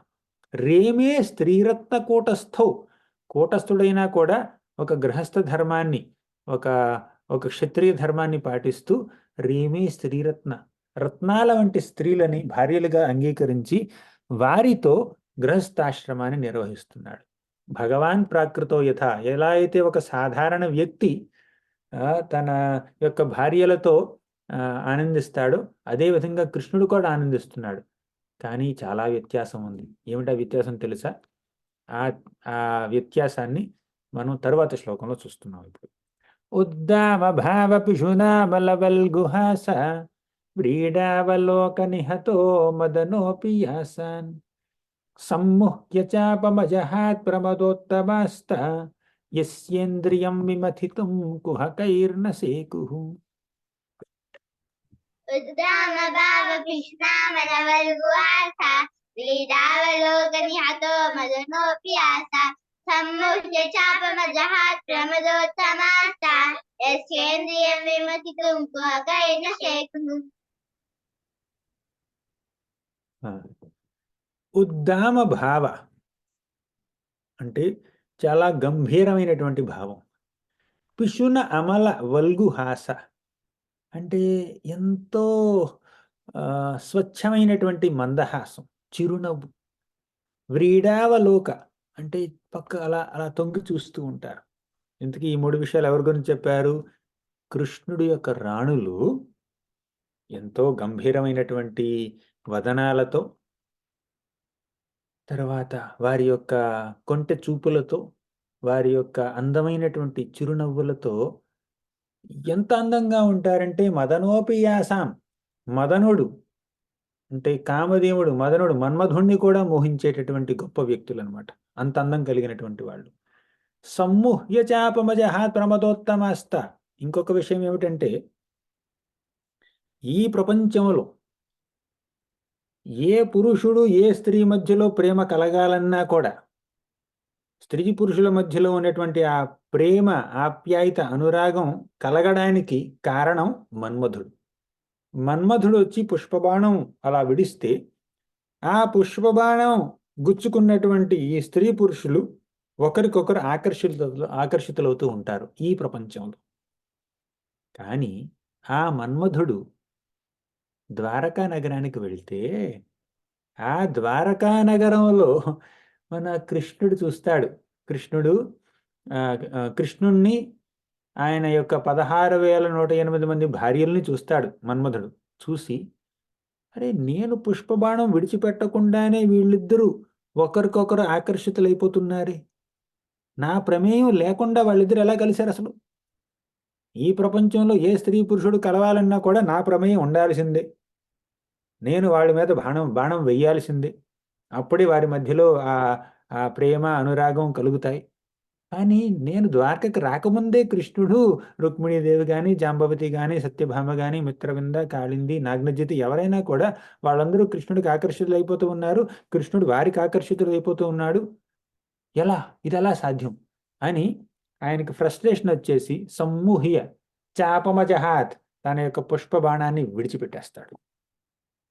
ఆ బాణాన్ని, ఆ ధనుస్సుని, విల్లంబుల్ని విడిచిపెట్టేస్తాడు. అరే నాకు పని లేదు, ఇంకా ద్వారకలో నాకు పని లేదు, నాకు ఉద్యోగం లేదు. ఈ భౌతిక ప్రపంచంలో, ఈ భూలోకంలో కానీ, స్వర్గలోకంలో కానీ ఎక్కడికి వెళ్ళినా కూడా నా ప్రమేయం ఉంటుంది. కానీ ద్వారకలో లేదంటే బృందావనంలో నా పని లేదు అని అన్నాడు. ఎందుకంటే కృష్ణుడి యొక్క ఈ మాధుర్య రసం అనేది ఉంది చూడండి. కృష్ణుడికి తన భార్యలతో ఉన్నటువంటి ఆ సంబంధం, ఆ బాంధవ్యం, ఆ ప్రేమ, ఆ అనురాగం అది కామ ప్రేరేపితం కాదు. మన్మధుడు కామదేవుడు ప్రేరేపించినటువంటి సంబంధం కాదది. అది సహజంగా సహజ సిద్ధంగా ఉన్నటువంటి పవిత్రమైనటువంటి ఆధ్యాత్మిక ప్రేమ. అది స్పిరిచువల్ లవ్, మెటీరియల్ లస్ట్ కాదది. భౌతికపరమైనటువంటి కామం కాదది. ఆధ్యాత్మికపరమైనటువంటి ప్రేమ అది. ప్రేమకి కామానికి ఎంత తేడా ఉందంటే బంగారానికి ఇనుముకి ఉన్నంత తేడా ఉంది. కామం ఇనుమైతే ప్రేమ బంగారం, వజ్రం, వైఢూర్యం. ప్రేమలో స్వార్థపూరిత భావనలు లేవు. కామం అంటే కేవలం స్వార్థమే. వారు ఒకరినొకరు ఎలా ఆనందించాలి, ఒకరి యొక్క సాంగత్యాన్ని ఇంకొకరు ఎలా ఆనందించాలి, వీరి ద్వారా నాకు ఎటువంటి ఆనందం కలుగుతుంది, భౌతిక ఆనందం కలుగుతుంది, అదే కామం. కానీ వీరిని నేను ఎలా సంతృప్తి పరచాలి అన్నటువంటి భావన ఉంటే అది ప్రేమ. శ్రీకృష్ణుడు ఆయన యొక్క 16,108 మంది భార్యలు, వారికి ఉన్నటువంటి ఆ సంబంధం కామ ప్రేరేపితం కాదు. చాలామంది కృష్ణుణ్ణి ఒక రకంగా నిందిస్తూ ఉంటారు. కొంతమంది కృష్ణుణ్ణి రాముణ్ణి కంపేర్ చేస్తూ ఉంటారు, పోలుస్తూ ఉంటారు. ఏమిటంటే కృష్ణుడు పెద్ద అంత క్యారెక్టర్ ఏం కాదండి, కానీ రాముడు మాత్రం మంచి క్యారెక్టర్. అసలు వాళ్ళ క్యారెక్టర్లు అంటే నువ్వెవరు? మనం వాళ్ళని ప్రశ్నించాలన్నమాట. శ్రీరామచంద్రుడికి కృష్ణుడికి అసలు తేడానే లేదు. వారు ఒకే భగవంతుడి యొక్క 2 రూపాలు. రాముడు గొప్ప, కృష్ణుడు తక్కువ. ఎందుకంటే రాముడు ఏకపత్ని వ్రతం చేశాడు, కానీ కృష్ణుడు మాత్రం 16,108 మంది భార్యలు చేసుకున్నాడు. అంటే నీకు ఆ కెపాసిటీ లేదని ఆయన చూసి కుళ్ళుకుంటున్నావు నువ్వు. అదనమాట జరిగేది. చాలామంది ఏమిటంటే వారు తమ భార్యల్ని సంతోషపెట్టలేరు, కానీ కృష్ణుడు ఎంతమంది భార్యల్ని ఇన్ని విధాలుగా ఎలా సంతోషపెడుతున్నాడు అని వాళ్ళు కృష్ణుడు చూసి ఈర్ష్యపడుతూ ఉంటారనమాట. ఒకసారి నారదమునికి ఏమనిపించిందంటే, మానవ మాత్రలు ఒకళ్ళిద్దరు భార్యలతోనే చాలా కష్టపడుతూ ఉంటారు, కానీ కృష్ణుడు 16,108 మంది భార్యల్ని చేసుకుని వారందరినీ ఎలా సుఖపెట్టగలుగుతున్నాడు అని మన నారదుడికే చాలా డౌట్ వచ్చిందనమాట. కానీ నారదుడి డౌటు సాధారణ వ్యక్తుల వాళ్ళ డౌట్ కాదనమాట. నారదుడు ఏమిటంటే కేవలం కృష్ణుడి యొక్క గొప్పతనాన్ని అందరికీ వెల్లడి చేయాలని చెప్పి అలా ఒకసారి ద్వారకా నగరంలోకి ప్రవేశించి కృష్ణుడి యొక్క ఒక భార్య యొక్క గృహంలోకి ప్రవేశించాడు. అక్కడ ఏం జరిగింది? కృష్ణుడు ఉన్నాడు. చక్కగా స్వాగతించాడు నారదుడిని. కృష్ణుడితో కాసేపు సమయం వెచ్చించి మన నారదుడు ఇంకొక రాణివాసానికి వెళ్ళాడు. అక్కడ కూడా కృష్ణుడు ఉన్నాడు. కృష్ణుడు అక్కడ ఉన్నాడు, ఇక్కడ కూడా ఉన్నాడు ఏమిటి అంటే, నేను ఇంటికి రావడానికి ముందే కృష్ణుడు పరిగెత్తుకుంటూ వచ్చేసాడు వెనక నుంచి, బ్యాక్ డోర్ నుంచి. అలా అలా నారదుడు డౌట్ పడలేదు. కొంతమంది దీనికి ఒక్క భాషను కూడా చెప్తుంటారు. నారదుడు కేవలం కృష్ణుడి యొక్క గృహస్థాశ్రమంలో ఏదో అగ్గిపులు వెలిగించాలని చెప్పి అలా చేశాడని కొంతమంది అంటూ ఉంటారు. అది కూడా కాదండి. కేవలం నారదుడు కృష్ణుడి మీద భక్తితో కృష్ణుడి యొక్క గొప్పతనాన్ని అందరికీ వెల్లడి చెయ్యాలన్నటువంటి ఉద్దేశంతో 16,108 మంది భార్యలు ఉన్నా కూడా అందరినీ కృష్ణుడు సంతృప్తి పెట్టగలిగాడు, అందరికీ తన సాంగత్యాన్ని ఇవ్వగలిగాడు అని అందరికీ నిరూపించడం కోసం అలా వెళ్ళాడు. ఆయన ప్యాలెస్లోకి వెళ్ళాడు. అంతేగాని కృష్ణుడిని తప్పు పట్టడం కోసం, లేదంటే కృష్ణుడిని ఎరకాటంలో పెట్టడం కోసం వెళ్ళలేదు. చాలామంది అలా వక్ర భాషను చెప్తూ ఉంటారు. చాలామంది నారదుడిని నిందిస్తూ ఉంటారు. ఎవరైనా ఏదైనా కొంచెం డిప్లొమాటిక్గా ఉంటే, హిపోక్రిటికల్గా ఉంటే వారిని నారద మునితో పోలుస్తూ ఉంటారు కొంతమంది. అది ఎంత పెద్ద వైష్ణవ అపరాధం చెప్పండి. నారదుడు మహావైష్ణవుడు, భాగవతోత్తముడు, ఎంతెంతో గొప్ప గొప్ప వైష్ణవులకి గురువు ఆయన. ప్రహ్లాదుడు అంటే అంతటి మహాభక్తుడికి గురువు నారదముని, ధ్రువుడంతటి మహాభక్తుడికి గురువు నారదముని. ఇలా ఎంతో మందికి గురువుగా అయినటువంటి ఆ నారదముని దూషించిన వాళ్ళు, నిందించిన వాళ్ళు, ఆయన మీద కామెడీ చేసేవాళ్ళు, వాళ్ళ గతి ఎలా ఉంటుందో ఆలోచించుకోవచ్చు మనం. సరే, మనం ఎక్కడికి వద్దాం. కృష్ణుడికి తన భార్యలతో ఉన్నటువంటి ఆ సంబంధం, ఆ బాంధవ్యం పవిత్రమైనది. యస్యేంద్రియం విమథితుం కుహకైర్న సేకుః అంటే మదనుణ్ణే ఫ్రస్ట్రేట్ చేసేటటువంటి అందం ఉన్నటువంటి ఈ భార్యలు కృష్ణుడి మనసులో కృష్ణుడిని కొంచెం కూడా కృష్ణుడి యొక్క ఇంద్రియాల్లో కొంచెం కూడా చలనం తీసుకురాలేరన్నమాట. అంటే కృష్ణుడు కేవలం వారి యొక్క అందానికి చందానికి ముగ్ధుడైపోవట్లేదు. కృష్ణుడు ముగ్ధుడైంది దేనికి? ఆయన భక్తి, వారి భక్తి చూసి. కృష్ణుడు ఈ రాణుల యొక్క భక్తిని చూసి ముగ్ధుడయ్యాడు కానీ వారి యొక్క అందచందాలని చూసి మాత్రం కాదు. ఈ విధంగా కృష్ణుడిని పొగిడాడు మన సూత గోస్వామి.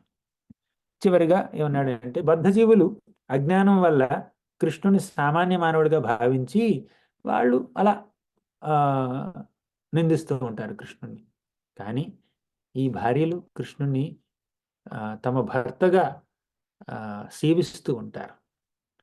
కృష్ణుడు భగవంతుడు అన్నటువంటి ఆ విషయాన్ని పూర్తిగా మర్చిపోయి కేవలం మా భర్త అన్నటువంటి ఒక భావనతో, ప్రేమతో ఆయన్ని సేవిస్తూ ఉంటారనమాట.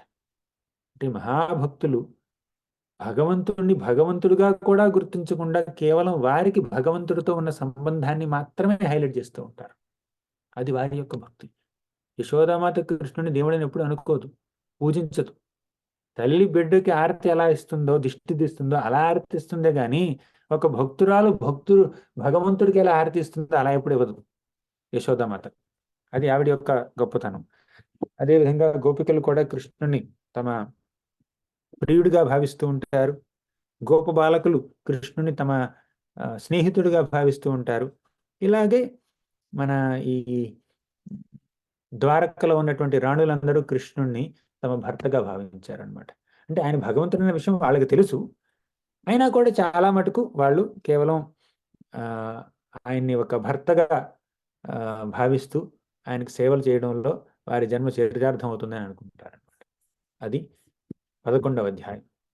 ఇక్కడితో 11వ అధ్యాయం ముగిసింది. 10, 11 అధ్యాయాల్లో కేవలం వర్ణన మాత్రమే ఉంటుంది. దేని గురించి వర్ణన? శ్రీకృష్ణుడు హస్తినాపురాన్ని విడిచిపెట్టి ద్వారకలోకి ప్రవేశించడం అనేటటువంటిది. సరే, ఇదంతా ఎవరెవరికి చెప్తున్నారు? సూత గోస్వామి శౌనకాది ఋషులకు చెప్తున్నాడు. కాకపోతే శౌనకాది ఋషులు సూత గోస్వామిని మొదటిగా ప్రశ్నించినటువంటి ప్రశ్న ఏమిటి? మాకు పరీక్షిత్తు మహారాజు యొక్క జన వృత్తాంతం గురించి చెప్పండి అన్నారు. అవునా? 4వ అధ్యాయంలో వాళ్ళు 3 ప్రశ్నలు అడిగారు. 1 వ్యాసుడి గురించి, భాగవతం గురించి, 2 సుఖమహర్షి గురించి, 3 పరీక్షిత్తు గురించి. ఆయన వ్యాసుడి గురించి, వ్యాసుడు రాసినటువంటి భాగవతం గురించి చెప్పేశాడు 5, 6, 7 శ్లోకాల్లో, 5, 6, 7 అధ్యాయాల్లో. తర్వాత పరీక్షిత్తు మహారాజు యొక్క జన్మ వృత్తాంతాన్ని చెప్పబోతున్నాడు. కానీ దాన్ని ఎక్కడ ప్రారంభించాడు? అశ్వత్థామ దగ్గర ప్రారంభించాడు. ఆ తర్వాత పరీక్షిత్ మహారాజు మీద కడుపులో ఉన్న సమయంలోనే ఆయన మీద బ్రహ్మాస్త్ర ప్రయోగం ఎలా జరిగింది, కృష్ణుడు ఎలా ఆయన్ని సేవ్ చేశాడు అన్న విషయాన్ని చెప్పాడు. కానీ అక్కడి నుంచి టాపిక్ ఇంకెక్కడికి వెళ్ళిపోయింది. కుంతి మహారాణి ప్రార్థనల మీదకి, భీష్మస్తుతి మీదకి, ఇక హస్తినాపురం నుంచి బయలుదేరి ద్వారకలోకి రావడం గురించి అలా 4 అధ్యాయాలు ఎక్కడికో వెళ్ళిపోయింది. ఈ 4 అధ్యాయాన్ని మనం 1.5 చెప్పుకున్నాం. 8, 9 అధ్యాయాలు 3 వారాలు చెప్పుకున్నాం. 10, 11 ఇప్పుడు 2 వారాలు అయిపోయింది. 5 వారాల నుంచి చెప్తూనే ఉన్నాం ఇవన్నీ. కానీ అసలు విషయం ఏమిటంటే, కృష్ణుడు కాదు, పరీక్షిత్ మహారాజు జన్మ ఎలా జరిగింది, ఆయన ఎలా పెరిగాడు, ఆయన రాజు ఎలా అయ్యాడు, కలిని ఎలా శిక్షించాడు, తర్వాత ఎలా శపింపబడ్డాడు, ఎలా సుఖదేవ గోస్వామిని కలుసుకున్నాడు, అది మనం ముందుగా చెప్పుకోవాల్సింది. సూత గోస్వామి చెప్పవలసినటువంటి టాపిక్ అదనమాట. ఇప్పుడు ఆ టాపిక్ గురించి మళ్ళీ చెప్పాలి అని చెప్పి 12వ అధ్యాయంలో శౌనక ఋషి సూత గోస్వామికి గుర్తు చేశాడు. అయ్యా, మీరేమిటి ఎక్కడితో వెళ్ళారు? భీష్మ స్తుతి చెప్పారు, అంతకుముందు కుంతి స్తుతి చెప్పారు, తర్వాత హస్తినాపురం నుంచి ద్వారక కృష్ణుడు ఎలా వెళ్ళాడు అనేది 2 అధ్యాయాలు చాలా విస్తారంగా చెప్పారు మీరు. కానీ పరీక్షిత్ సంగతి ఏమైంది, అది చెప్పండి మాకు అని గుర్తు చేశాడు అనమాట శౌనక మహర్షి మొదటి శ్లోకంలో. తర్వాత ఏమన్నాడంటే 2వ శ్లోకంలో, తస్య జన్మ మహాబుద్ధే కర్మణి చ మహాత్మనః నిధనం చ యథైవాసీత్ ప్రీత్యా గతవాన్ యథా. పరీక్షిత్ మహారాజు జనన మరణాల గురించి, మరణం తర్వాత ఆయన ఏం సాధించాడో దాని గురించి మేము వినాలని ఎంతో ఉత్సుకతతో ఉత్సాహంతో ఉన్నాము. కాబట్టి మీరు చెప్పాలి అని సుఖదేవ గోస్వామిని ఆయన వేడుకున్నాడు. సారీ, సూత గోస్వామిని వేడుకున్నాడు శౌనక ఋషి. అప్పుడు సూత గోస్వామి ఏం చెప్పాడంటే, మన యుధిష్ఠిర మహారాజు ధర్మరాజు తన రాజ్యాన్ని ఎంతో గొప్పగా పరిపాలించాడు. ఆ ధర్మరాజు పరీక్షిత్ మహారాజుని పెంచి పెద్దవాడిని చేశాడు. ఎందుకంటే పరీక్షిత్ మహారాజుకి తండ్రి లేడు కదా, అభిమన్యుడు చనిపోయాడు కదా, తాతే తండ్రిగా పెంచాడనమాట. ఆ విషయాన్ని చెప్పుకుతున్నాడు. అపీపల ధర్మరాజ పితృవద్రంజయన్ ప్రజా నిస్పృహ సర్వకామేభ్య కృష్ణ పాదానుసేవయ.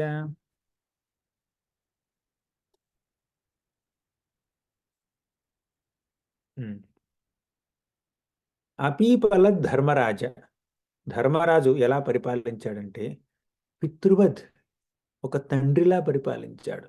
రంజయన్ ప్రజా, ప్రజలందరికీ ఎంతో ఆనందాన్ని ఇచ్చాడు. నిస్పృహ సర్వకామేభ్య అంటే అన్ని కోరికల నుంచి విముక్తుడైపోయాడు. అన్ని కోరికలు త్యజించినటువంటి వాళ్ళని ఏమంటారు? సర్వసంగ పరిత్యాగులు, సన్యాసులు అంటారు కదా. యుధిష్ఠిర మహారాజు సన్యాసి కాదు, సర్వసంగ పరిత్యాగి కాదు, అయినా కూడా ఆయనలో ఎటువంటి భౌతిక కోరికలు లేవు. అటువంటి వైరాగ్య భావన ఉన్నటువంటి వారే చక్కగా రాజ్యాన్ని పరిపాలించగలుగుతారు, లేదంటే కష్టం. కృష్ణ పాదాను సేవయ, అసలు రాజ్యాన్ని యుధిష్ఠిరుడు ఎందుకు పరిపాలిస్తున్నాడు? ఎటువంటి కోరికలు లేకపోయినా, నిస్పృహ సర్వకామేభ్య అయినప్పటికీ ఎందుకు పరిపాలిస్తున్నాడు?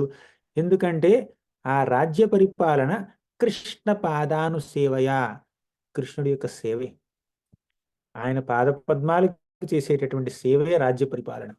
అంటే ఒక సేవకుడి భావంతో ఆయన రాజ్యాన్ని పరిపాలించాడు. ఇది భగవంతుడికి సేవ. నేను పరిపాలించేది ఎవరిని? భగవంతుడి యొక్క బిడ్డల్ని పరిపాలిస్తున్నాను. వారి భగవంతుడి యొక్క బిడ్డల్ని భగవంతుడిని చేరుకునే మార్గాన్ని వారికి చూపిస్తున్నాను. వారు భగవంతుడి యొక్క, కృష్ణుడి యొక్క ప్రవచనాలని, బోధనల్ని సరిగ్గా పాటిస్తున్నారా, అమలు జరుపుతున్నారా అన్న విషయాన్ని నేను చూడడానికి రాజ్యపాలన చేస్తున్నాను అన్నాడు. తర్వాత సంపద కృతవో లోక మహిషీ భ్రాతరో మహి జంబూద్వీపాధిపత్యం చ యశశ్చ త్రిదివం గతం. ధర్మరాజు యొక్క యశస్సు త్రిదివం గతం, ముల్లోకాల్లోనూ వ్యాపించింది. మహిషీ భ్రాతరో మహి, ఆయన తన యొక్క ఈ భూమిని ఎలా పరిపాలిస్తున్నాడు అంటే తన భ్రాత, తన యొక్క తమ్ముళ్ళ యొక్క అసిస్టెన్స్తో, వాళ్ళ తమ్ముళ్ళ యొక్క సహకారంతో ఆయన చక్కగా రాజ్య పరిపాలన చేస్తూ ఉన్నాడు అనమాట. మొత్తం జంబూద్వీపం మొత్తానికి ఆయన అధిపతి అనమాట. కింతే కామః సురస్పార్హ ముకుంద మనసోద్విజాః అధిజహృర్ముదం రాజ్ఞః క్షుదితస్య యథేతరే. కింతే కామః సురస్పార్హ, ఆయన యొక్క వైభవం గొప్ప గొప్ప దేవతలు కూడా ఆశించారనమాట. ఎంతో గొప్ప దేవతలు కూడా ఆయన యొక్క వైభవాన్ని ఆశించేవారు. ఇంత గొప్ప రాజ్యం మనకు కూడా కావాలనుకునేవాళ్ళు. అయినప్పటికీ అంత ఇది సురేప్సితమైనటువంటి రాజ్యం ఉన్నప్పటికీ ముకుంద మనసోద్విజ, ఆయన మనసులో ఎప్పుడు ముకుందుణ్ణి తలుచుకుంటూ ఉన్నాడు మన ధర్మరాజు. సో ధర్మరాజు ఎప్పుడు కృష్ణుడి యొక్క సేవకుడుగానే తనను తాను గుర్తించుకుంటూ అందరికీ సేవ చేస్తున్నాడు. అధిజహృర్ముదం రాజ్ఞః క్షుదితస్య యథేతరే. ఈ విధంగా మన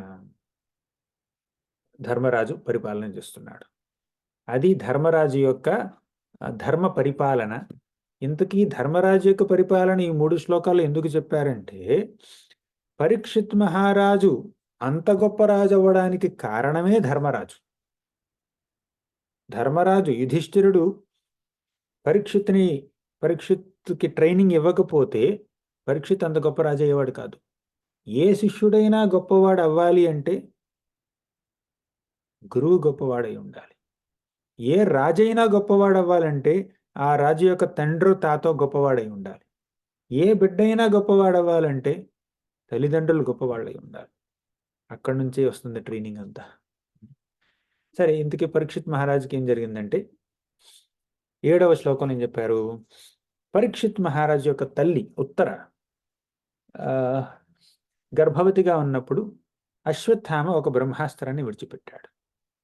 ఆ బ్రహ్మాస్త్రం బారి నుండి పరీక్షిత్ మహారాజుని కృష్ణుడు రక్షించాడు. ఆ విషయాన్ని మనం 8వ అధ్యాయంలో ఇంతకుముందే చెప్పుకున్నాం. మళ్ళీ ఇంకొకసారి వచ్చింది, ఆ ప్రస్తావన వచ్చింది మళ్ళీ ఒకసారి. ఎలా రక్షించాడు కృష్ణుడు? అంగుష్ఠమాత్రమబలం స్ఫురత్ పురటమౌలినం అపి వ్యదర్శనం శ్యామం తడిద్వాస సమచ్యుతం.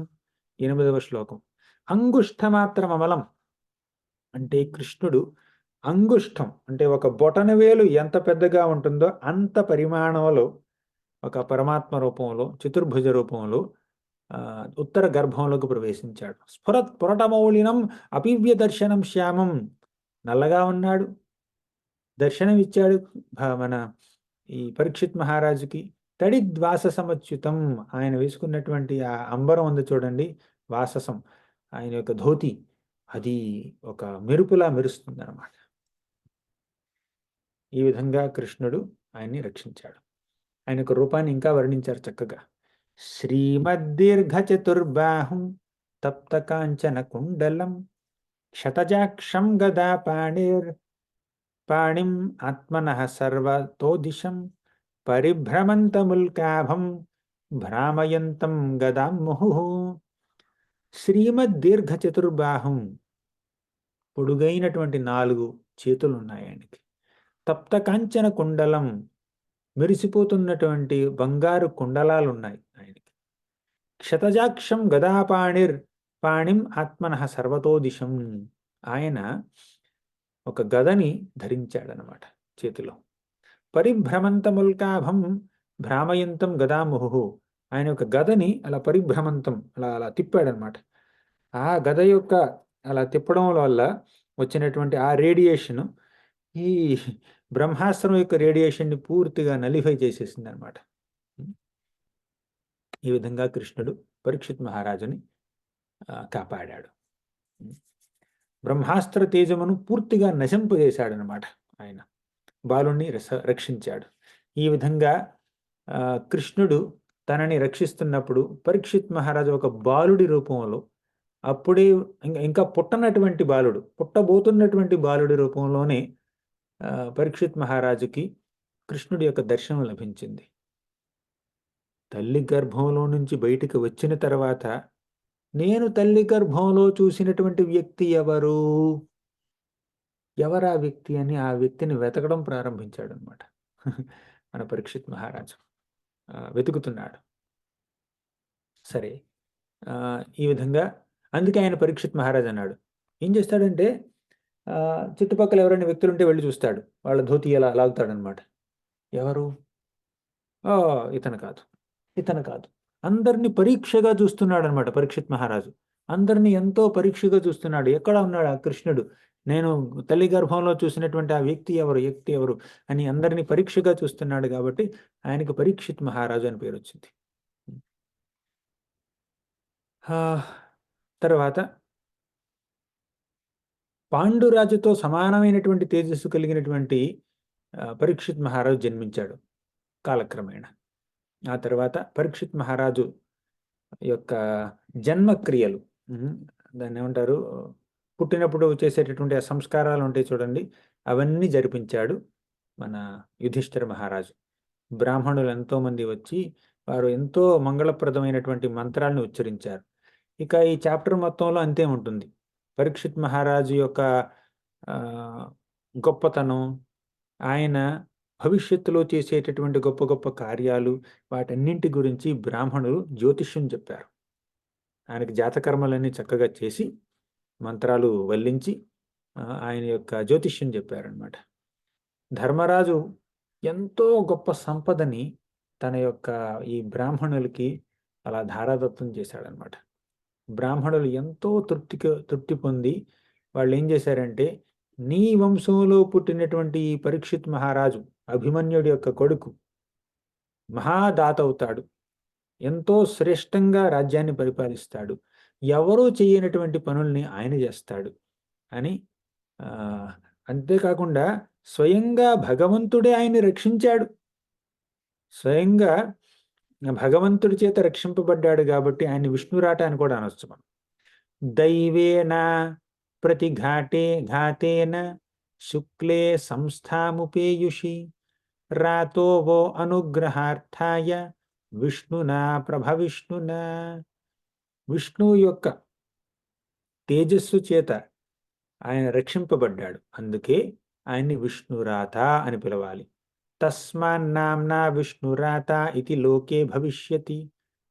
ఇతడి యొక్క పేరు విష్ణురాత అవుతుంది, ఎందుకంటే విష్ణువు చేత రక్షింపబడ్డాడు కాబట్టి. నా సందేహో మహాభాగ, నిస్సందేహంగా ఎటువంటి డౌట్ లేకుండా ఈ గొప్ప వ్యక్తి మహాభాగవతోత్తముడవుతాడు, మహాభక్తుడవుతాడు, అందులో ఎటువంటి సందేహం లేదు అన్నాడు.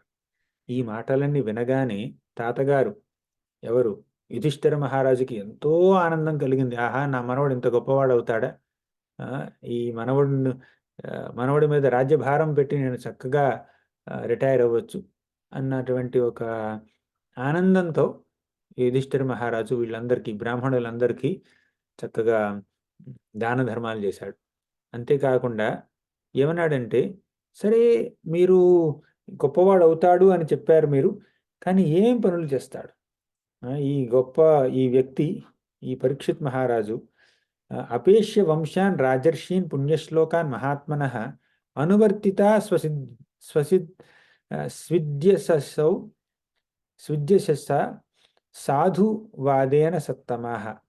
ఎంతో కీర్తి ప్రతిష్టల్ని సంపాదిస్తాడా, తరువాత రాజర్షుల చేత, బ్రహ్మర్షుల చేత, దేవర్షుల చేత మన్ననలు పొందుతాడా, మా కీర్తికి, మా యొక్క వంశకీర్తిని నిలబెడతాడా, అసలు ఇంతకీ ఏమేం చేస్తాడు, ఇతడి యొక్క లక్షణాలు చెప్పండి, ఇతడి యొక్క కార్యాలు చెప్పండి. భవిష్యత్తులో ఈ పరీక్షిత్ మహారాజు సాధించేటటువంటి కార్యాలను వినదలుచుకున్నాను నేను. భవిష్యత్తులో ఈ పరీక్షిత్ మహారాజు చూపించేటటువంటి ఆ గొప్పతనాన్ని, గొప్ప కార్యాలని అన్ని తెలుసుకోవాలనుకుంటున్నాను, చెప్పండి అని అన్నాడు. అప్పుడు బ్రాహ్మణులు ఏమన్నారంటే, ఇప్పుడు ఒక టేబుల్ చూపిస్తాను నేను. ఈ పరీక్షిత్ మహారాజు ఎదిరింప శక్యం కానివాడు. ఎలా? అగ్నిలా. ఎలా అయితే ఒక అగ్ని మహా గొప్పగా ప్రజ్వలిస్తుందో అప్పుడు ఎవరు ఆపలేరు ఆ అగ్నిని. ఎందుకంటే ఒక పెద్ద దాన్ని ఏమంటారు, దావానలం, ఒక ఫారెస్ట్ మొత్తం దహించేస్తుంది అగ్ని. ఆ సమయంలో మీరు చెంబుడు నీళ్లు తీసుకెళ్ళి అగ్ని మీద పోస్తే ఏమైనా జరుగుతుందో చెప్పండి? నీళ్లు మరిగిపోతాయి, అంతకన్నా ఇంకేం జరగదు. అదేవిధంగా ఎలా అయితే అగ్నిని ఎదుర్కోవడం కష్టం, ఈ పరీక్షిత్ మహారాజును కూడా ఎదుర్కోవడం చాలా కష్టం. ఆయన సముద్రంలా దాటశక్యం కానివాడు, సింహంలా శక్తి సంపన్నుడు, హిమాలయ పర్వతాల్లా ఎంతో ఉన్నతమైనవాడు, భూమిలా ఓర్పును కలిగినటువంటి వాడు. తల్లిదండ్రులు ఎలా అయితే సహనం కలిగి ఉంటారో ఈయన కూడా అంత సహనం చూపిస్తాడు. యుధిష్ఠిరుడిలా, బ్రహ్మదేవుడిలా ఎంతో సమత్వం కలిగినటువంటి వాడు, శివుడిలా ఔదార్యం కలిగినటువంటి వాడు, నారాయణుడిలా సర్వజీవులకి ఆశ్రయాన్ని కల్పించేవాడు, సాక్షాత్తు శ్రీకృష్ణుడిలా తన అడుగుజాడల్లో నడిచేవాడు, రంతిదేవుళ్ల ఉదార స్వభావుడు, యయాతిలా ధర్మాత్ముడు, బలి మహారాజులాగా ధైర్యవంతుడు, ప్రహ్లాద మహారాజులాగా గొప్ప కృష్ణ భక్తుడవుతాడు. ఈ విధంగా మన పరీక్షిత్ మహారాజు యొక్క గొప్ప గొప్ప లక్షణాలని వారు కొనియాడారనమాట. ఇక్కడతో ఆగలేదు, అదంతా ఇక్కడ రాసి ఉందా? ఆ టేబుల్ ఇక్కడ మిస్ అయిందిలేండి, ఇంగ్లీష్లో ఉంది. అన్నీ చెప్పేసుకున్నాం మనం, 26 వరకు చెప్పుకున్నాం. ఆ టేబుల్, ఒక టేబుల్ చూపించాను చూడండి, అది 25 వరకు ఉన్నటువంటి సమరీ అన్నమాట. చూడండి, ధృత్యా బలి సమహ అంటే ధైర్యం కలగడంలో బలి మహారాజుతో సమానుడు, కృష్ణే ప్రహ్లాద ఇవ సద్గ్రహ, ప్రహ్లాదుల్లా గొప్ప కృష్ణ భక్తుడు. ఇవన్నీ చెప్పుకున్నాం మనం. 26 నుంచి చెప్పాలి. 26లో ఏం రాశారంటే ఆయన గొప్ప గొప్ప రాజర్షుల యొక్క తండ్రిలా వ్యవహరిస్తాడనమాట. అంటే ప్రజల్ని కన్న తండ్రిలా చూసుకుంటూ ఉంటాడు. ధర్మ పరిరక్షణ ఆ విధంగా కొనసాగిస్తూ ఉంటాడు ఆయన. తర్వాత ఎలా మరణిస్తాడంటే తక్షకుడి కాటు ద్వారా ఆయన మరణిస్తాడు. కానీ తక్షక అనేటటువంటి ఒక సర్పం పరీక్షితుని కాటెయ్యక ముందే పరీక్షితు కృష్ణుడి యొక్క శరణ పొందుతాడు. శరణ పొంది చక్కగా భగవద్ధామానికి చేరుకుంటాడనమాట. ఈ విషయం ముందే గ్రహించారు. అంటే పరీక్షితు మహారాజుని పాము కాటేస్తుంది, వారం రోజుల్లో చనిపోమని ఒక ఋషి శపిస్తాడు అన్న మాటలేమీ మన యుధిష్ఠిర మహారాజుకి కలవరం తీసుకురాలేదు. పరీక్షిత్ మహారాజు అలా చనిపోయినా పర్వాలేదు. ఎందుకంటే చావు ఎప్పుడు వస్తుంది అన్న విషయాన్ని గురించి పట్టించుకోరు గొప్పవాళ్ళు. ఆ చనిపోయే ముందు ఏమేం కార్యాల్ని సాధించాడు, ఎంత భక్తిని ఆచరించాడు, ఆ విషయాన్ని గురించి వాళ్ళు ఎక్కువగా బాధపడతారు కానీ అంటే ఆనందిస్తారు కానీ వాళ్ళు ఎప్పుడు చనిపోయారు, ఎలా చనిపోయారు దాని గురించి పెద్దగా పట్టించుకోరు అనమాట. సో బ్రాహ్మణులు ఈ విధంగా పరీక్షిత్ మహారాజు యొక్క భవిష్యత్తు గురించి ధర్మరాజుకి చక్కగా తెలియజేశారు. ఇంకా ఏమన్నారంటే స ఏష లోకే విఖ్యాత పరీక్షిదితి యత్ ప్రభుః పూర్వం దృష్టమనుధ్యాయన్ పరీక్షేత నరేష్విహ. 30వ శ్లోకంలో అంటున్నారు, ఈ బాలుణ్ణి పరీక్షిత్ అని కూడా పిలవచ్చు. ఇంతకుముందు ఏమన్నారు, విష్ణురాత అన్నారు, ఇప్పుడు పరీక్షిత్ అన్నారు. ఎందుకంటే తన తల్లి గర్భంలో ఉన్నప్పుడు తాను ఏ వ్యక్తినైతే చూశాడో ఆ వ్యక్తిని వెతుకుతూ ఎంతో పరీక్షగా అందరినీ గమనిస్తూ ఉంటాడు కాబట్టి ఆయన్ని పరీక్షిత్ అని కూడా అనొచ్చు అన్నాడు. ఈ విధంగా వాళ్ళందరూ పరీక్షిత్ యొక్క గొప్ప లక్షణాలని చెప్పారు. తర్వాత తాతల రక్షణలో శుక్లపక్ష చంద్రుళ్ళ రాజకుమారుడు పరీక్షిత్ మహారాజు చక్కగా వృద్ధి చెందాడు, పెరిగాడు, పెద్దవాడయ్యాడు, సకల సద్గుణ సంపన్నుడయ్యాడు. యక్షమాణో అశ్వమేధేన జ్ఞాతి ద్రోహ జిహాసయ. ఈ విధంగా పరీక్షిత్ మహారాజు పెరుగుతూ ఉన్నప్పుడు యుధిష్ఠిర మహారాజు ఏం చేశాడంటే, పరీక్షిత్ ఇంకా పెరుగుతూనే ఉన్నాడు, ఇంతలో యుధిష్ఠిరుడు ఏం చేశాడంటే అశ్వమేధ యజ్ఞాన్ని చక్కగా ఆయోజనం చేశాడనమాట. యక్షమాణో అశ్వమేధేన జ్ఞాతి ద్రోహ జిహాసయ. ఇప్పుడు యుధిష్ఠిర మహారాజుకి మనసులో ఇంకా కాస్త కుస్త పశ్చాత్తాపం ఉంది. నా వల్ల ఎంతో మంది చనిపోవలసి వచ్చింది, కొన్ని లక్షలాది సైన్యం ప్రాణాలు కోల్పోయారు నా వల్ల అని ఒక మనసులో ఒక చిన్న వెలితి. అందుకే ఆ పాపం నుంచి తనను తాను రక్షించుకోవడం కోసం అశ్వమేధ యజ్ఞాన్ని చేశాడనమాట. ఆ అశ్వమేధ యజ్ఞంలో ఆయనకి కాస్త డబ్బు కావాల్సి వచ్చింది. కానీ ఎంతమంది చనిపోయారు కాబట్టి, ఎంత ధన నష్టం జరిగింది, ప్రాణ నష్టం జరిగింది కాబట్టి ఆయన దగ్గర డబ్బు లేకపోయింది. మన యుధిష్ఠిర మహారాజు దగ్గర కావలసినంత సంపద లేదనమాట. అప్పుడు ఏం జరిగిందంటే ఆ సంపద తీసుకురావడం కోసం తన తమ్ముళ్ళైనటువంటి భీమ, అర్జున, నకుల సహదేవుల్ని 4 దిక్కులకి పంపించాడు. ముఖ్యంగా కృష్ణుడి సలహా మేరకు తన తమ్ముళ్ళని ఎక్కడికి పంపించాడంటే మరుత్వ మహారాజు పరిపాలించినటువంటి ఒక రాజ్యం ఉంది. ఆ రాజ్యంలో ఒకసారి మరుత్తు చక్కగా ఒక యజ్ఞాన్ని చేశాడు. ఆ యజ్ఞంలో వాడినటువంటి పదార్థాలన్నీ బంగారంతో చేసినటువంటివి అనమాట. అక్కడ ఉన్నటువంటి ఆ కంచాలు కానీ, తర్వాత పళ్ళాలు కానీ, తర్వాత ఏదైనా మనం ఇప్పుడు ఒకప్పుడు బంగారు పళ్ళాలు వాడేవాళ్ళు జనాలు, మెల్లిమెల్లిగా వెండి పళ్ళానికి వచ్చేసింది అనమాట. ఆ తర్వాత ఇంకా దిగజారిపోయి కంచు పళ్ళాలు దానికి వచ్చింది. ఇంకా దిగజారిపోయి పరిస్థితి స్టీల్ పళ్ళాలు చేస్తున్నారనమాట. స్టీల్ పళ్ళాలు తింటున్నారు. ఇంకా దిగజారిపోయి ప్లాస్టిక్ పళ్ళాలు వాడడం మొదలుపెట్టారు. ఇంకా దిగజారిపోయి ఇప్పుడు పేపర్ ప్లేట్లు వాడుతున్నాం మనం. అవునా? ఇంతకుముందు ఇంటికి ఎవరైనా వస్తే బంగారు పళ్ళాల్లో పెట్టేవాళ్ళం. లడ్లని లేదా ఏదైనా భోజనం. కానీ ఇప్పుడు పేపర్ పళ్ళాల్లో యూజ్ అండ్ త్రో దాంట్లో పెడుతున్నాం అనమాట. సో కానీ అప్పట్లో బంగారు పళ్ళాలతో వాళ్ళు యజ్ఞాలు అవన్నీ చేసేవాళ్ళు. కానీ ఆ బంగారు పళ్ళాలని కూడా పేపర్ ప్లేట్‌లా వాడారనమాట వాళ్ళు. అంటే యూజ్ అండ్ త్రో. యజ్ఞంలో సామాగ్రి అంతా బంగారంతో చేసిందనమాట. యజ్ఞం అయిపోయింది. అవన్నీ తీసుకెళ్ళి డస్ట్‌బిన్‌లో ఏసేసారు. బంగారు పళ్ళాల్ని డస్ట్‌బిన్‌లో ఏసేసారు. అంతేకాకుండా ఈ గొప్ప యజ్ఞంలో మరుత్త మహారాజు బ్రాహ్మణులందరికీ ఎంతో దానం ఇచ్చాడనమాట. బంగారం దానం ఇచ్చాడు. వాళ్ళకనిపించింది ఈ బంగారం మేమేం చేసుకుంటాం? మాకు అక్కర్లేదు. వాళ్ళెంతో సంతృప్తి చెందున్నారు. బంగారంతో వాళ్ళకి పని లేదు. వాళ్ళేమిటంటే ఆ బంగారం తీసుకెళ్ళి డస్ట్‌బిన్‌లో ఏసేసారు. అందుకే సమలోష్ట్రాస్మ కాంచనః అంటారు. అది బంగారం అయినా, ఒక గులకరాయి అయినా, లేదా ఇంకేదైనా కంకర్రాయి అయినా అంతా ఒకటే గొప్ప వాళ్ళకి. ఆ! వాళ్ళు అది కూడా డస్ట్‌బిన్‌లో ఏసేసారు. కానీ ఇప్పుడు యుధిష్ఠిర మహారాజుకి డబ్బు కావాల్సొచ్చిందనమాట. ఈ యజ్ఞం చేయడం కోసం. ఈ రాజ్యంలో ఎక్కడ ఏ సంపద ఉన్నా కూడా అదంతా రాజుకు చెందిందే కదా! ఆ మరుత్తు మహారాజు వాడినటువంటి ఆ బంగారు పళ్ళాలు, బంగారు గిన్నెలు, ఆయన దానమిచ్చినటువంటి బ్రాహ్మణులకు దానమిచ్చినటువంటి ఆ బంగారం అంతా డస్ట్‌బిన్‌లో పడుంది అక్కడ. వీళ్ళందరిని తీసుకురండి అన్నాడు. ఈ సలహా ఎవరిచ్చారు ఆయనకి? కృష్ణుడిచ్చాడు. ఆ బంగారం అంతా తీసుకొచ్చి ఈ యుధిష్ఠిర మహారాజు చక్కగా గొప్ప గొప్ప యజ్ఞాన్ని 3 సార్లు యజ్ఞాన్ని చేశాడనమాట.